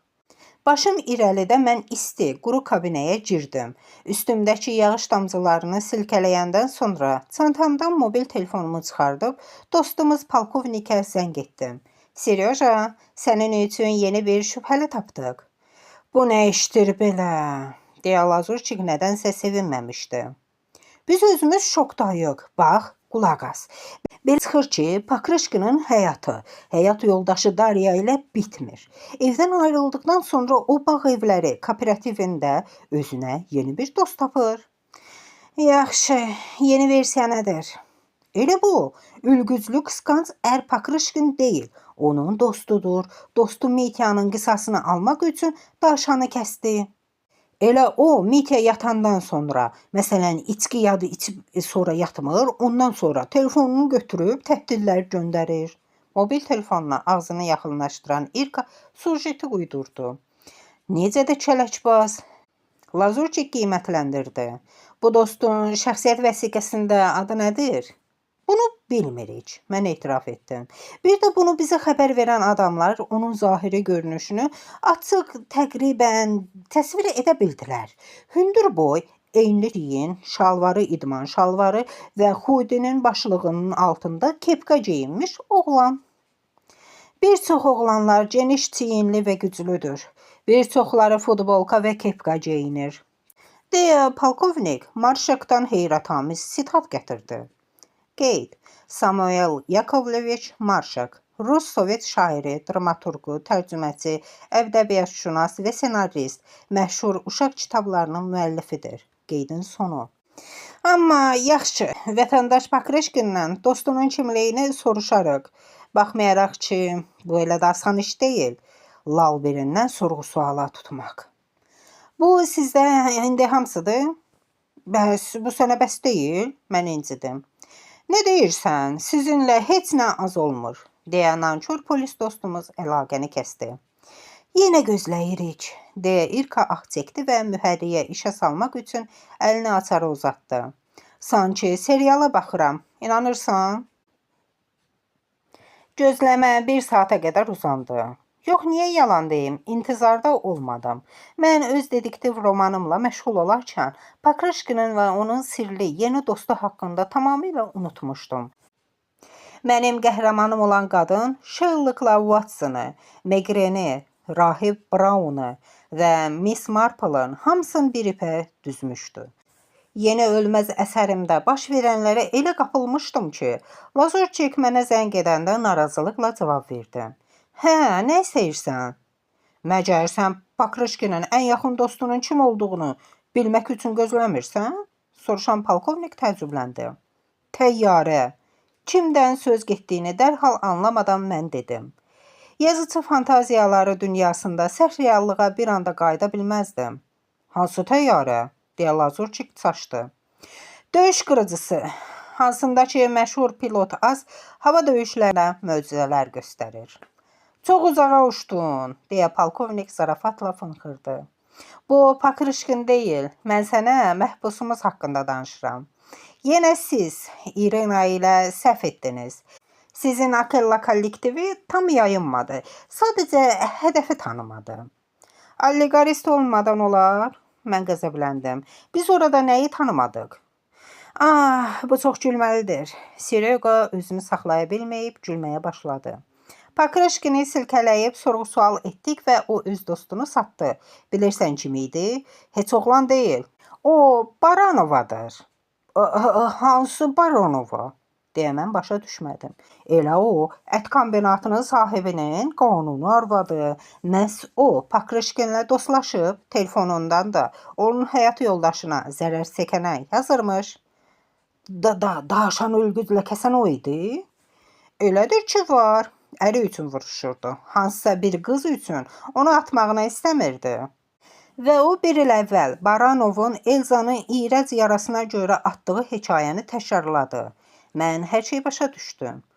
O, azad ruhlu Yaguar İvanoviçi ondan uzaqlaşdırmaq üçün Daşanı eybəcər hala saldı. Aha, soyuqqanlı xanım. Elə həmin axşam heç nə olmamış kimi əri ilə qol boyun yeyib içməyə gedib. Gözlə, dayan, Seryoqa.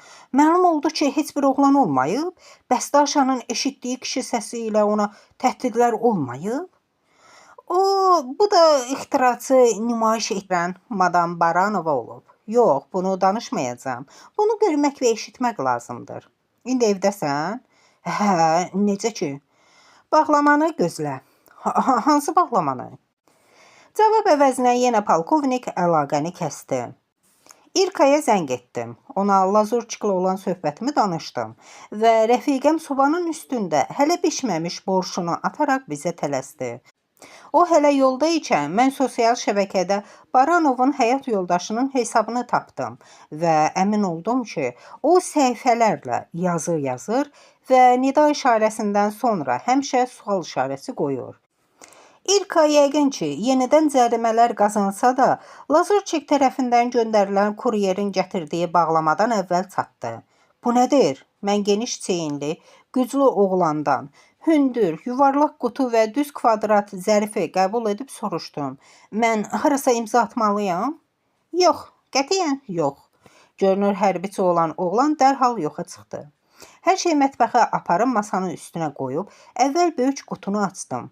İçində tort var idi. İlk ona məhəl qoymadan çənəsi ilə zərfi götürdü. Bəs orada nə var?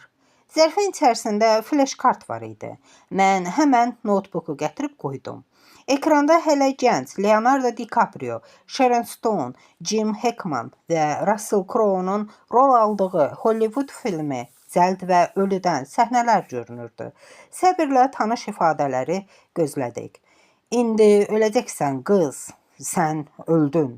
Qorxursan? Təzə yarpaq kimi titrəyirsən? Məndə belə bir his var ki, bütün bunları əvvəllər eşitmişəm. Televiziya və kinonun böyük pərəstişkarı olan İlka yumruğunu masaya çırpdı. Masanın üzərində olan açıq zərf yerə düşdü və uçuş zamanı içində yəqin ki, dəftərçədən cırılmış, deşikli kiçik bir kağız parçası düşdü. İlka cəld əyildi və onu götürdü və oxudu. Köməyə görə təşəkkür edirəm, həmkarlar. Lazurçikin xəttidir, deyə o qeyri-müəyyən şəkildə gülümsədi. Nə demək istəyir? Elementarna, Watson, etiraf, deyib döndüm və dolabın siyirməsindən tortu kəsmək üçün bıçaqla spatula götürdüm. Allah vurmuşdu, əlavə kaloriləri. Yaya qədər arıqlamaq üçün hələ zamanımız var idi. Bahar hələ indi başlayır. Son